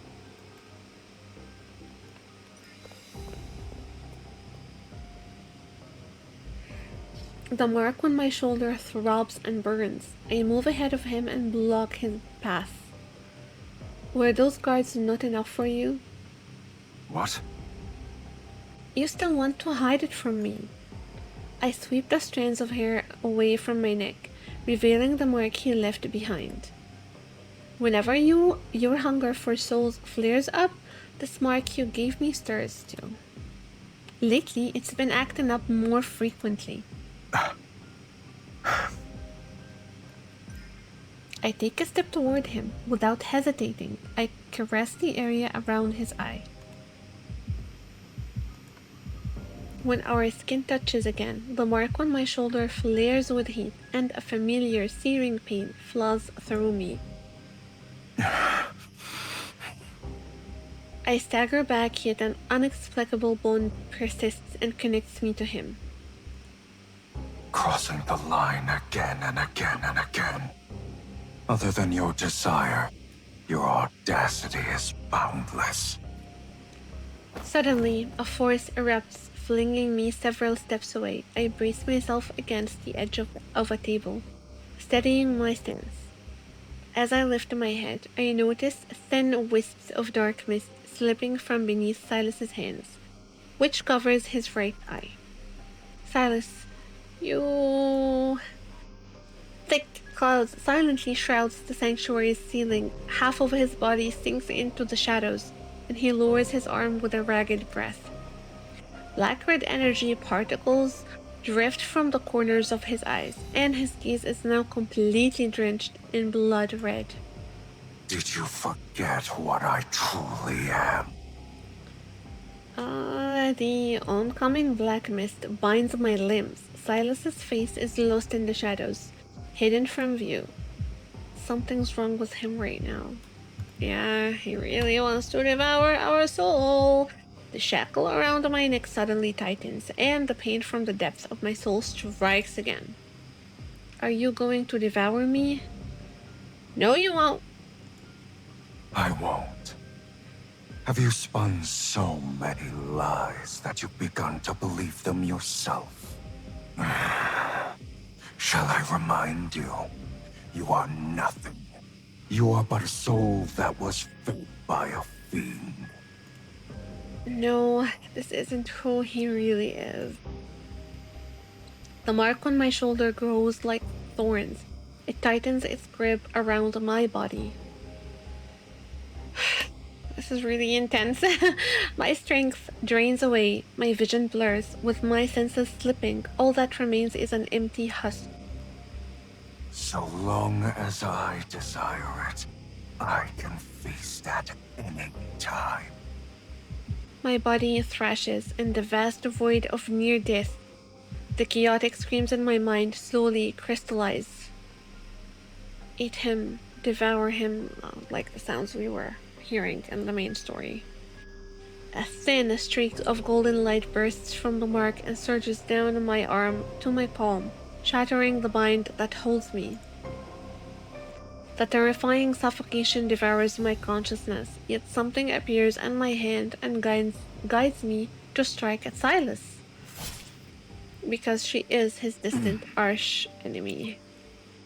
Warm liquid splashes into my cheek. The blood-red great sword solidifies from a phantom into reality, and I thrust it into his chest. I completely forgot that she did this. His scarlet eyes widen in disbelief as we look gazes, the air heavy with silence between us. The dragon. The fiend has been slain! What? The Judicator's oracle bursts into the sanctuary with the Legion of Justicia, their voice frantic and uneven as they shout out. Capture it! Capture it now! What the hell? We didn't just do this, right? My hand trembles, the sword dissolves, turning into light and returning to my body. The force restraining me loosens its grip. I fall into the pristine floor of the sanctuary. No, that sword, I did not mean to. I completely forgot this part. Blood bursts from Silas's chest, and the soldier's blades are poised right at his head. Oh my god, in his current condition, facing off against the Legion is a grave risk.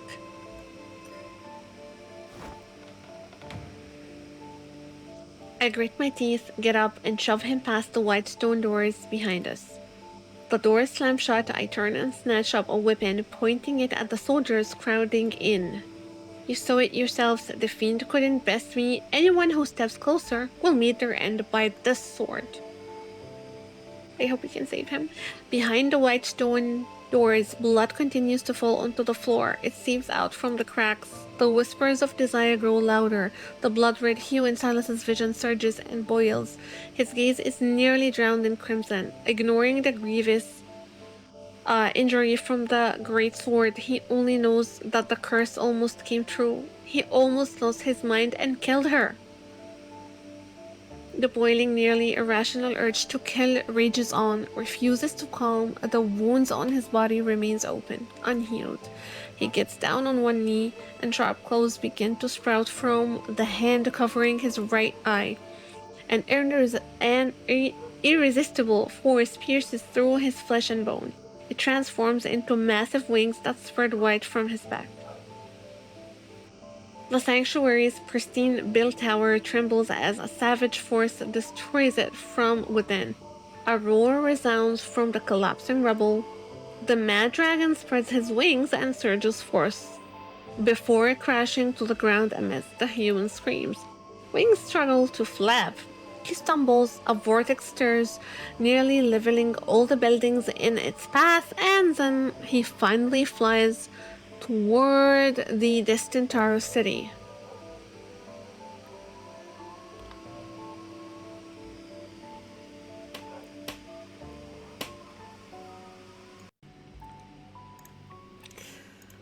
Ha.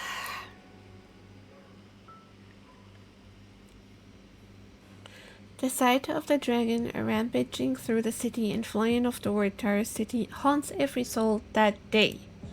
When I finally break free from the chaos of the Legion and rush out of the sanctuary, I only see his figure disappearing into the storm clouds. The trail of blood left along his flight path makes people realize the fiend is gravely injured. Soon every faction of the Legion and every opportunist seeking to profit from the death of a dragon heads for Taro City.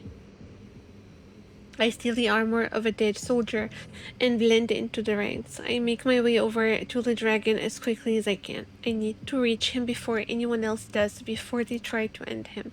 Even if fate just showed me I am the only one who can truly kill him.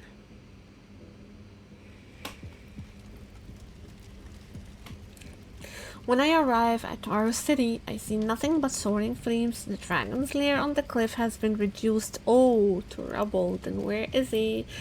How could this have happened? The Legion of Justicia have set up numerous traps and ambushes along the way. I hear the shouts carried by the wind. The fiend is wounded. He can't have gone far. Keep looking. How did I forget all of this?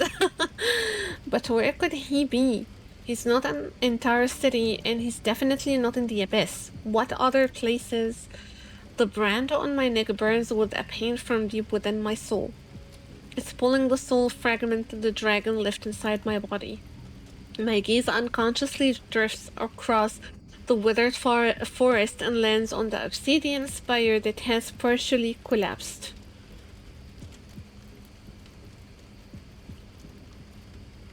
Before long, the fiend will meet his destined arch-nemesis once again. Right over there. His distant arch-nemesis. I force a passing soldier off his mount, take his horse, and race toward the Black Chapel. The Black Chapel! Oh, so the chapel is really, really heavily connected to his lore. That's probably why now I remember. The closer I get to the building, the more vivid the crimson bloodstains along the mountain path become. The horns and shouts calling for the dragon slowly fade, leaving only the rapid half-beats and my anxious heartbeat to fill the silence. By the time I reach the obsidian steps, the tiny stream of blood has nearly dried. When I push open the gate of the long-abandoned chapel nestled deep within the forest, the cold moon hangs high in the night sky. The bright light filters through the shattered spire. Dazed, I see the dragon, barely alive. He lies in the center of the room. Oh, Sylus, I am so sorry. There is no reply. I run over to him and pay no attention to the Legion of Justicia who have died to his cause.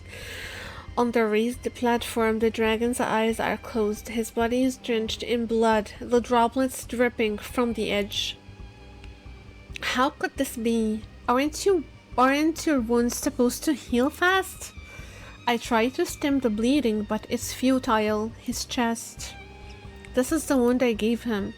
All his wounds remain as is. They don't show any signs of healing. A sudden roar resounds as the dragon opens his eyes. A fierce gale pushes me back and slams me against a pillar.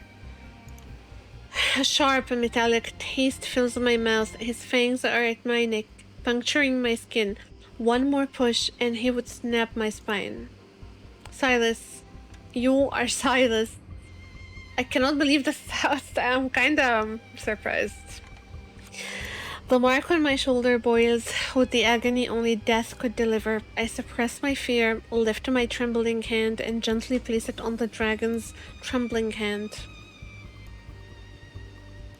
No, wait.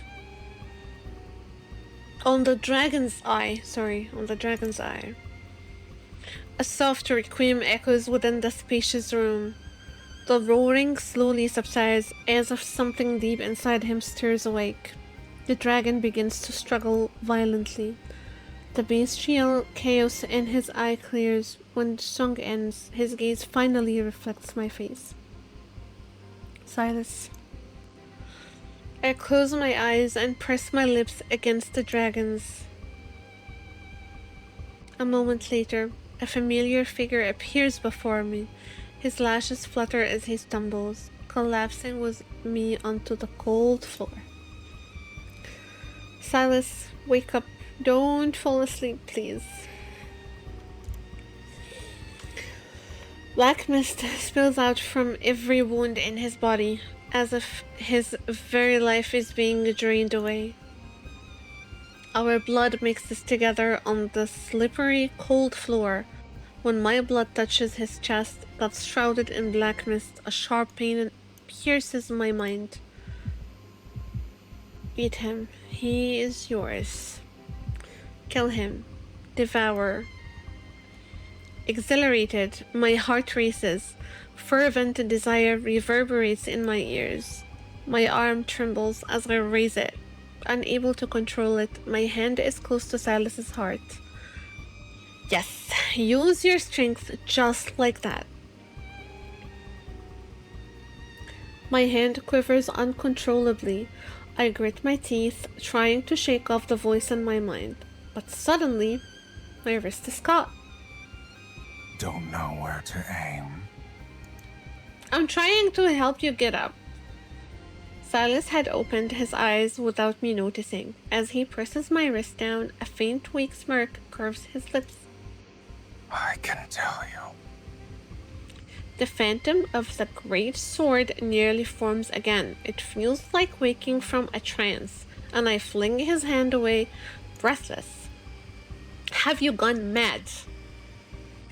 A smile gradually graces Silas's face. His eyes gleam like precious gemstones in the depths of darkness. What about you? Before the mark disappears, you still have a chance to kill me. He tightly grips my arm and struggles to support himself in the pool of blood. Leaning against the pillar, he still reaches out to me. You've got it right at my heart. So I hesitate. I really didn't do it on purpose. Struggling to breathe, I kneel before him as I am forced to meet his gaze. He still moves before I can react. My heartbeat reverberates in my ears. His aura burns like flames and slowly engulfs me. Do you remember? Only the fiends destined to arch nemesis can... Who exactly do you think that is? An inexplicable raging inferno surges within me. Indignant, I laugh. I open my mouth and sink my teeth into his hand. I don't believe in this distant arch nemesis nonsense. Moonlight boils in his eyes. Silas cackles. He lowers his head and bites my shoulder like a predator. Pain spreads like fire. Then, Silas extends his tongue, slowly licking the wound on my shoulder. It's as if he's claiming and soothing me. His laugh. If you want to push me away, now's the time. His tongue alternates between licking and biting. Is this really the time, Silas? Sending a strange, tingling sensation through my body despite the lingering pain. He slowly licks over my throbbing wound. Silas tightens his grip again and again. His eyes are filled with fervent excitement and a hunger that knows no end. However, if you don't want to... The mark on my shoulder that belongs to him burns. Dizzy, I lift my gaze. My strength is draining away, but I see his wounds slowly healing. Silas, did you already know that we would instinctively want to devour each other? Oh, I clicked by mistake. I think he laughed or chuckled. Anyways, and why did you rescue me from the abyss? He said something? No, he didn't. He just, laughed.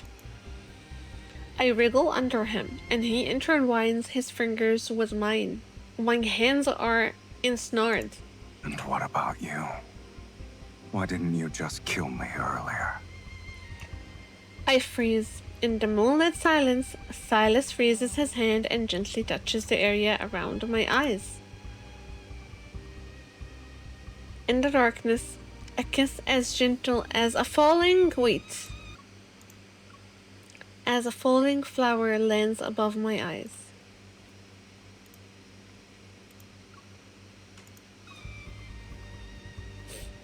My limbs tremble, weakened by the torrent of emotions coursing through me.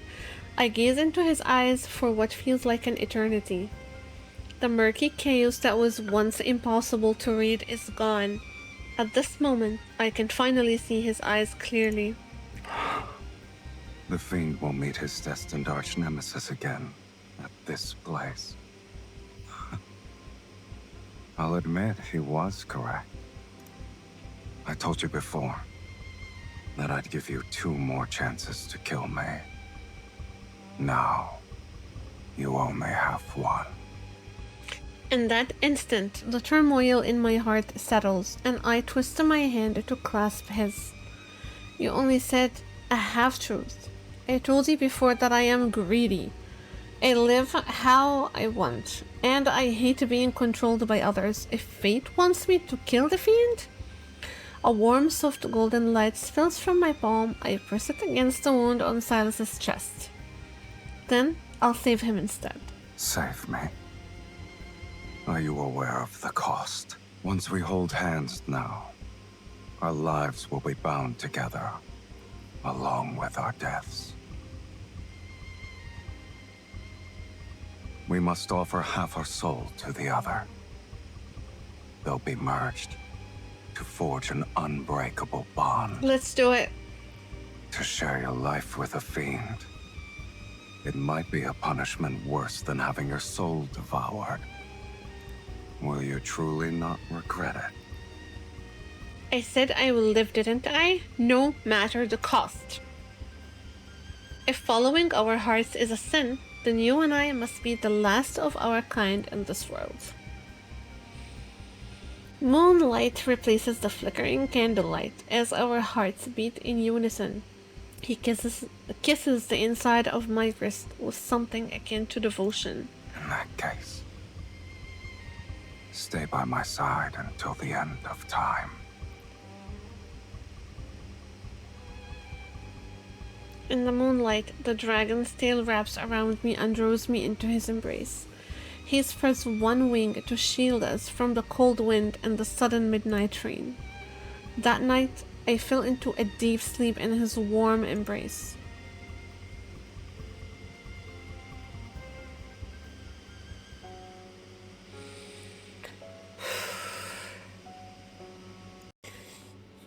It's almost the end.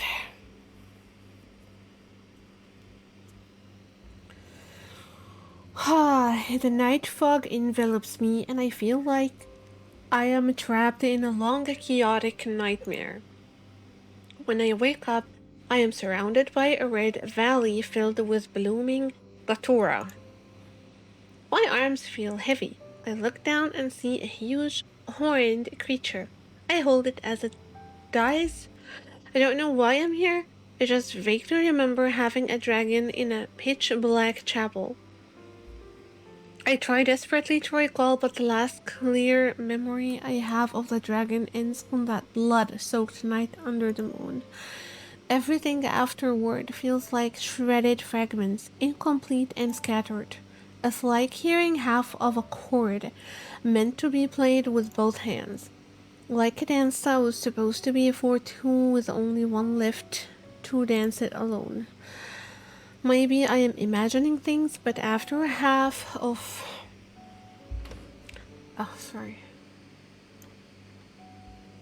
I kind of fixed the camera a little. At this point, I think it's kind of late to fix it, but anyways.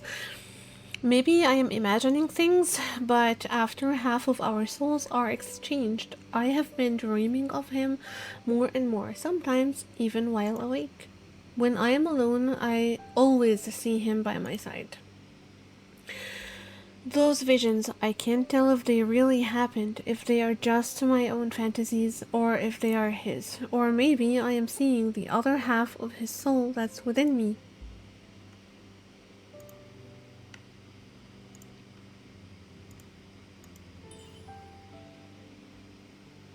Why are you so worried? I just want to rest. I won't die. In your current state, you might not wake up at all. That song you played. It'd be nice if I could hear it again.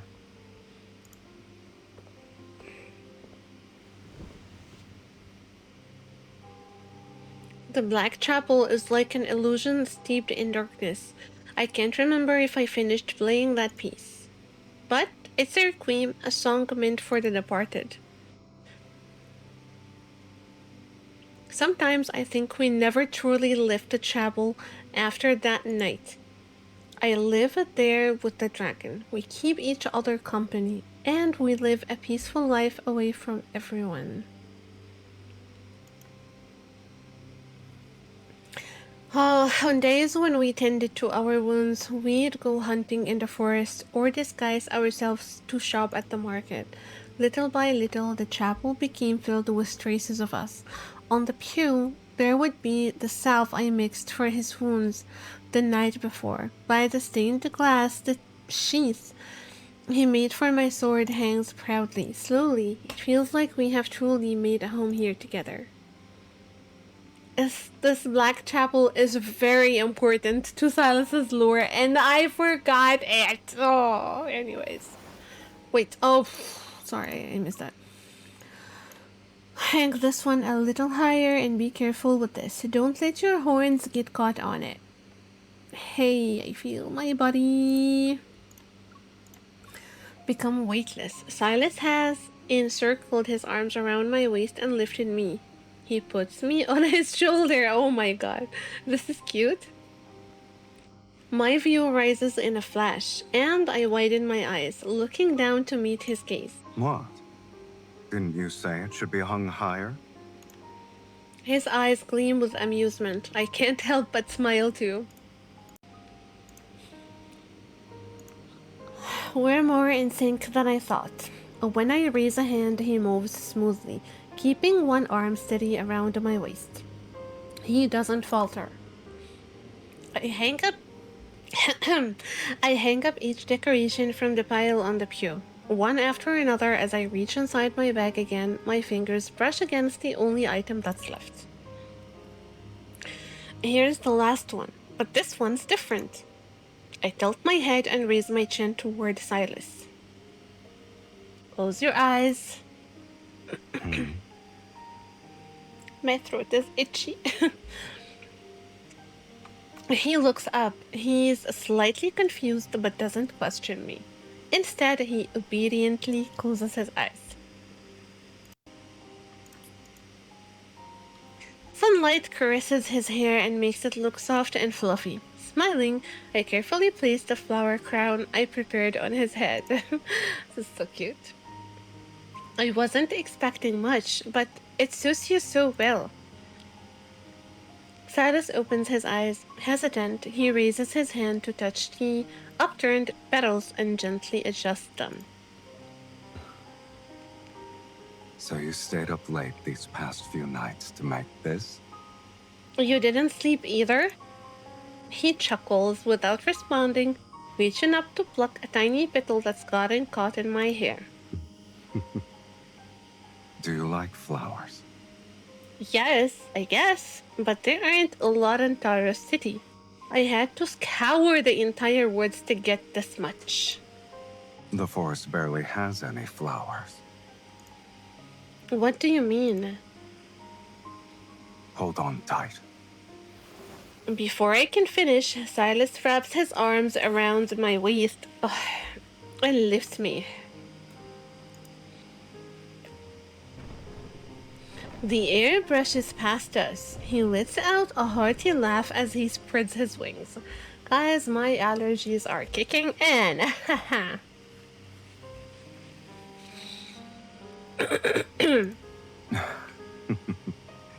Since you gave me a gift, I should respond in kind. I think this is gonna be the sweet scene from, yeah. Watch your step, oh great sorceress. We've arrived.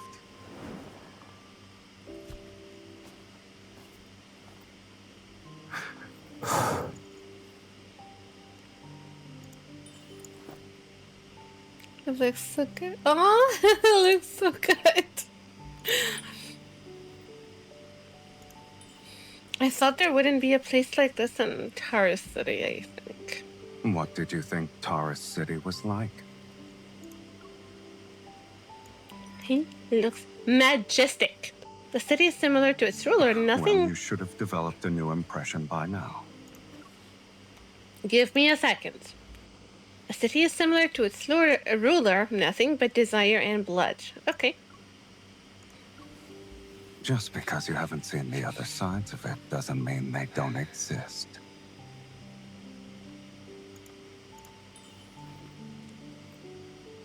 Then I need to take a closer look. Mm. Have your fill? Seen enough? Wouldn't you say this angle is better? You're so cute. The cutest creature on earth. Too bad I can see it. Wait. Too bad I can't see it all. However, okay.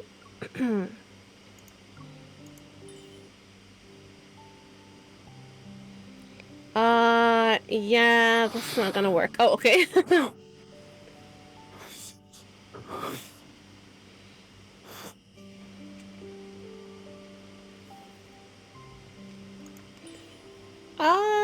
Yeah, it's not gonna work. Sorry, you're quite daring. Oh, You're quite daring. he's the one telling us this. Sorry. I'm also gonna take a quick picture. Okay. I can be even bolder. Decorate.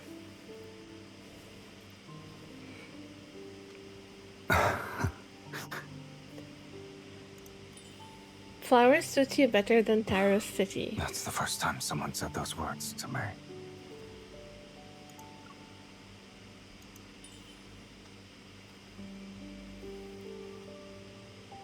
Only you and this flower can touch me here.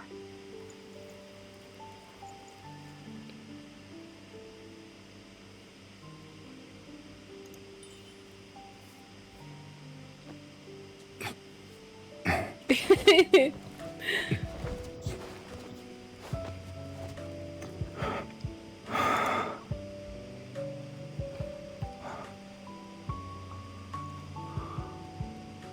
know, Taros City can have flowers bloom everywhere, as far as the eye can see. But only for one person. I just... This is so sweet. This is really, really sweet. And I think this is not real, like it never actually happened. I think this is an MC's imagination. On the other side of that nightmare, the dragon never took me to the valley where, see? Yeah, to the valley where flowers bloomed. On the night we exchanged souls, the sacred judicator himself led the entire legion of Justicia to surround the Black Chapel. They spared no effort trying to capture the severely injured dragon. The mark the dragon left on my shoulder served as undeniable proof of my being a sorceress. The news of the fiend's death spreads throughout the land. On that day, I am taken back to the Ivory City under the accusation of being a sorceress.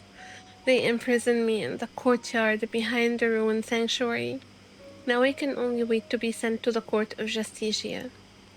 The sanctuary is cold and bleak. The cat, which has never managed to climb over the courtyard walls, has put on 10 pounds. It seems to have grown accustomed to life behind these walls, bound by invisible threads.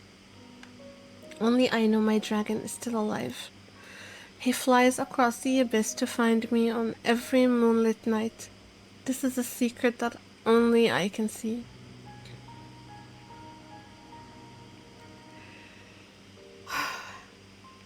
I'm gonna start to get emotional. Under the moonlit sky, Sylus sits on a withered platform between two statues. As the sound of crunching grass reaches his ears, he turns his head. You're awake? Or were you struggling to fall asleep?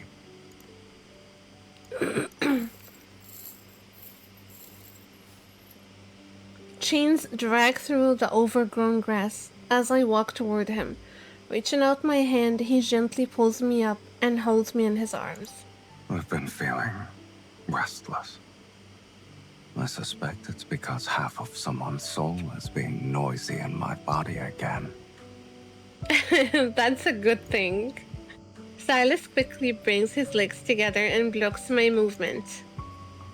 Don't move. He carefully dries my dew-soaked hair with a silk handkerchief. His voice has taken on a more solemn tone, as if he is grappling with a matter of great significance. I stay nestled in his arms. When I lower my head, I see his curled up tail. The dragon's tail coils around my ankle. Even the deepest wound on its tip has almost completely healed. I fell asleep while waiting for you these past few nights. Why didn't you wake me up? As the silk handkerchief absorbs the moisture at the end of my hair, Silas allows me to turn my head. A gentle smile graces his lips. Someone was dreaming and continued to say my name. I am lost at this point. Is she trapped? Or was she dreaming of all of this? Hey. I lift his chin and scrutinize him. With a relaxed grace, the corners of Silas's mouth curl up. He nuzzles my fingers. Did you actually dream of me? Have you never dreamed of me? He doesn't speak, he just looks at me. Before I was sealed away, I did dream of you. I just didn't expect I'd be willing to dry that person's hair one day. And you also happen to be enjoying it. So what did I do in your dream exactly? Did I point a sword at you? The candlelight flickers alongside something else in Silas's gaze. What about you? What did I do in your dream? The boy from my dreams appears before me again. Under the moonlight, the horns and tail of the fiend reflects a dim glow. I meet his gaze. Numerous words bubble up within me, yet they become entangled on the tip of my tongue. On this dimly lit night, I hold him close and pour all my strength into hugging him. Since you have taken half my soul, even if the world turns its back on you, I will always stand by your side. You're not even allowed to think about leaving me. My heartbeat resounds like a drum in my ears as Silas lowers his head. He rests his chin on my shoulder. All right. This is really sad. The candlelight washes the moon. The moon's glow in a warm hue. I lay my head on his arm and entwine my fingers with his, reaching out to grasp the light together. Let's make a pinky promise to never betray each other. Our souls are bound. We will never betray each other. Even if doomsday arrives outside this sanctuary. Even if the world crumbles. This promise can't be broken. This promise will never be broken.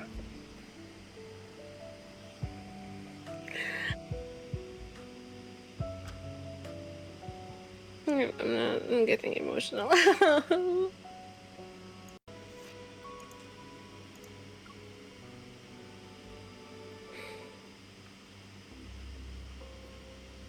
On that dew-drenched midsummer night, the time seemed to freeze in place. Every thought of the future remained sweet and light. After giving up half my soul, the great sword never appeared again. Perhaps I lost the power to wield it, no longer able to slay the dragon. Does this mean the dragon's curse has been broken? All I can do is look toward Taro's city. But as time goes on, the half of the dragon's soul within me burns more fiercely. A fervent desire like his searing my mind. With the ever-changing days and nights, I start to forget who I am.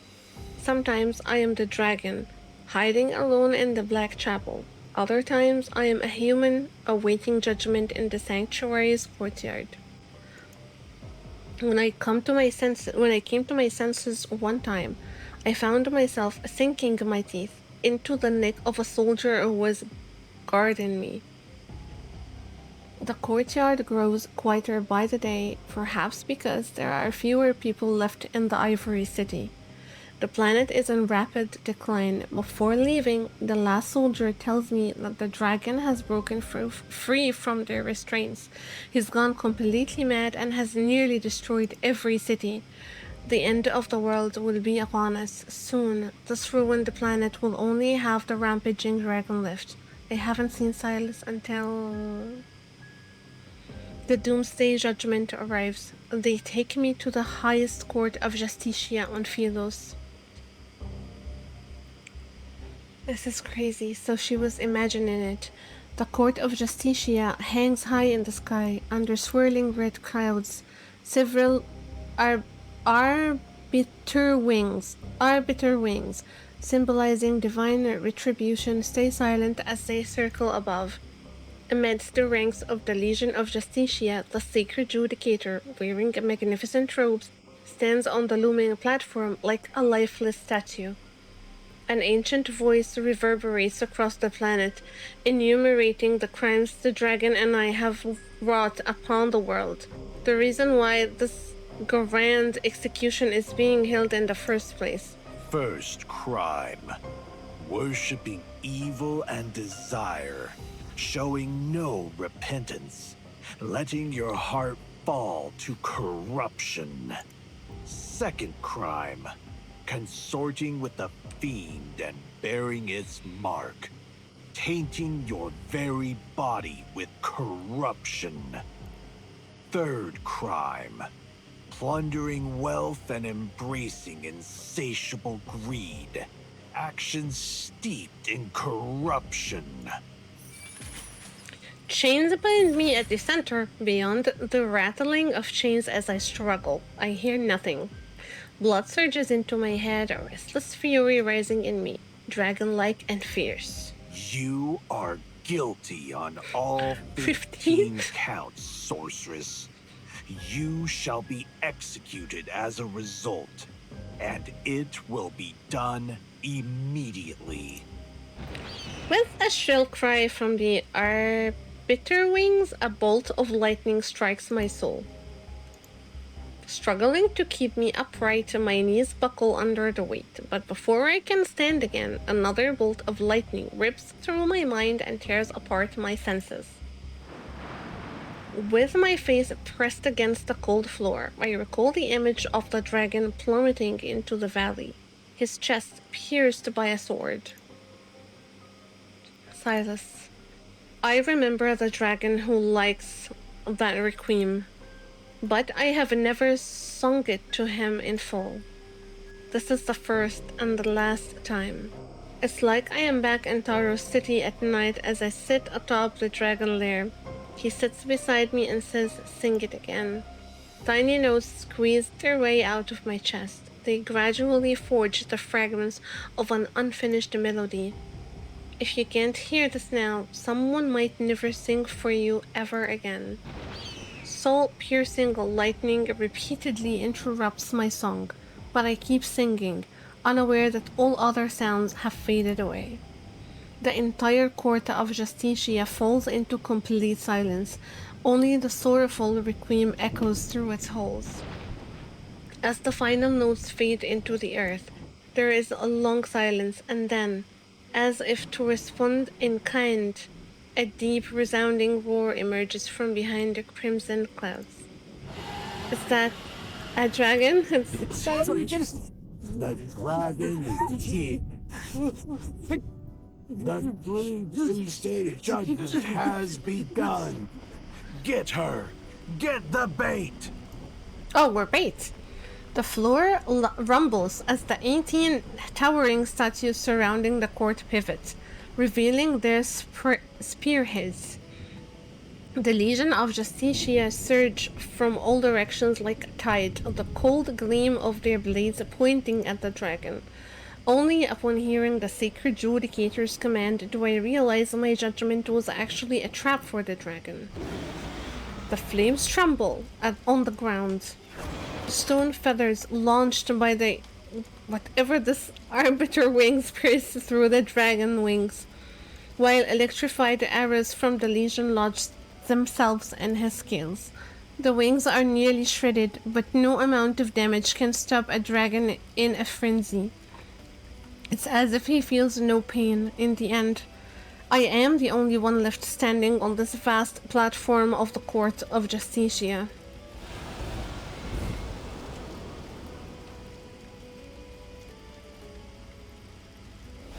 Through the clouds, the dragon, battered and broken, dives toward me, his eyes filled with nothing but the wild chaos of a beast. I know he's just a dragon now. He doesn't recognize me anymore. Closing my eyes, I recall that long, drawn-out story about a dragon that I watched in a dim tavern. A man called Sylus was next to me. And in the end, the dragon plunged his bloodied claws into his lover's chest. Yet a monster can never truly become a human. He cannot escape his fate as a dragon. Nor can he love anyone for long. At the end of the story, he killed his beloved. This is the dragon's curse. Yes, it's the end of another story. Facing the wind, I spread my arms. I want to embrace my dragon one last time. But I don't feel an embrace nor the touch of death. Just before the dragon strikes lands, I feel a hand seize my wrist. He presses my hand against his chest. I feel the resonance between two souls. Sylus? In the split second before the dragon's death blow, under the pull of our resonating souls, the blood-red great sword reappears in my grasp. My heart lets out a silent scream, yet the sword still pierces the dragon's chest. It looks as if I were the one who plunged it in.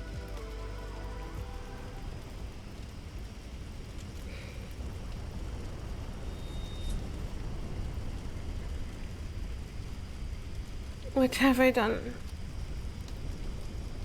There's so much blood. You must press on. Because if you don't, there's no going back.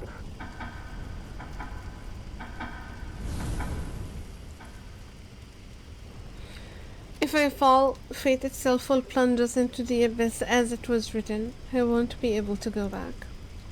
The dragon grips my hand tightly and uses all his strength to push the sword further into his own chest.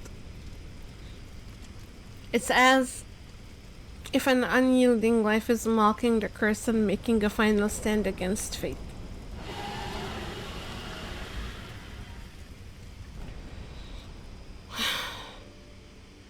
I hold onto the dragon's neck as we plummet through the clouds together. With the last bit of his strength, the dragon carries me away from the court of Justicia. We fly over the black obsidian chapel and crash into a valley filled with blooming datura. His body lies quietly among the flowers, and his garnet-like eyes is my reflection. Look at me. You're not allowed to close your eyes. My tears fall onto him as I lower my head. I allow him to place a kiss on my forehead. The dark red glow in his eyes dims. Obsidian-like crystals crawl over the dragon's scales, slowly covering his entire body. My dragon is gone. As his body disintegrates, shards of crystal begin to peel away.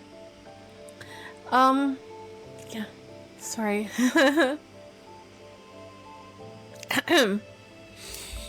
Of the wind blows through the valley, lifting those fragments like black petals wrapping around me. At that moment, it feels as if the dragon's soul is passing through my body. His life, everything about him, appears before me.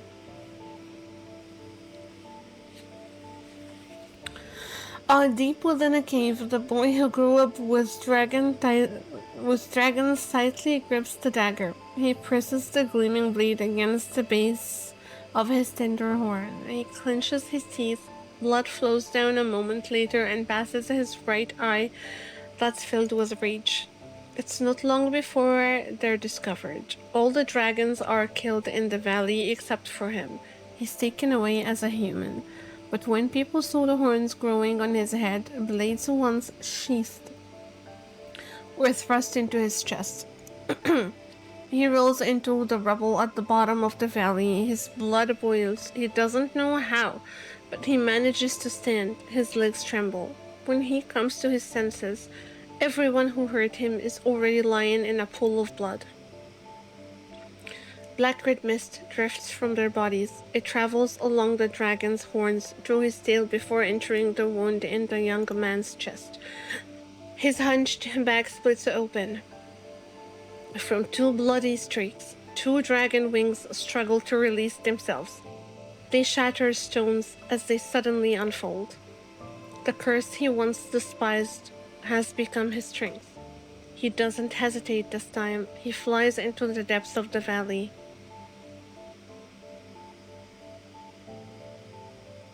The dragon bone cradled in my arms dissolves into petals, drifting past me everywhere they touch. The bright red, the Tora flowers turn black.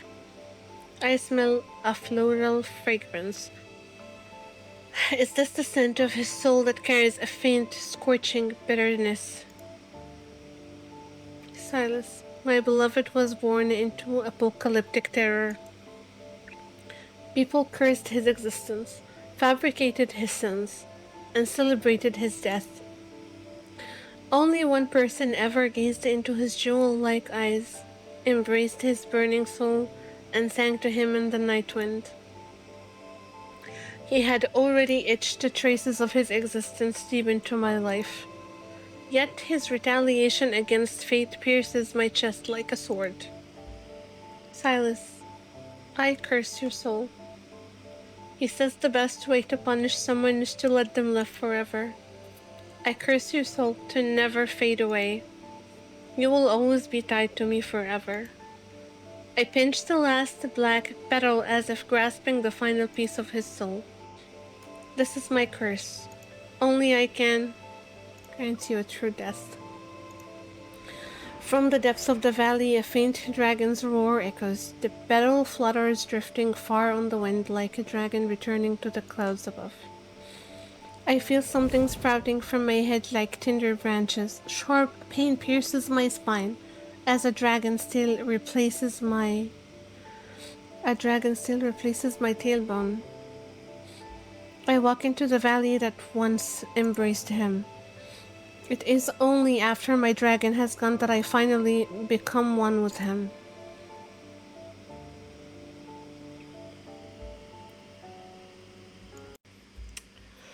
Okay, so I have replayed Sylus's myth. Oh my god. Now I remember why I did not want to rewatch it again, to be honest.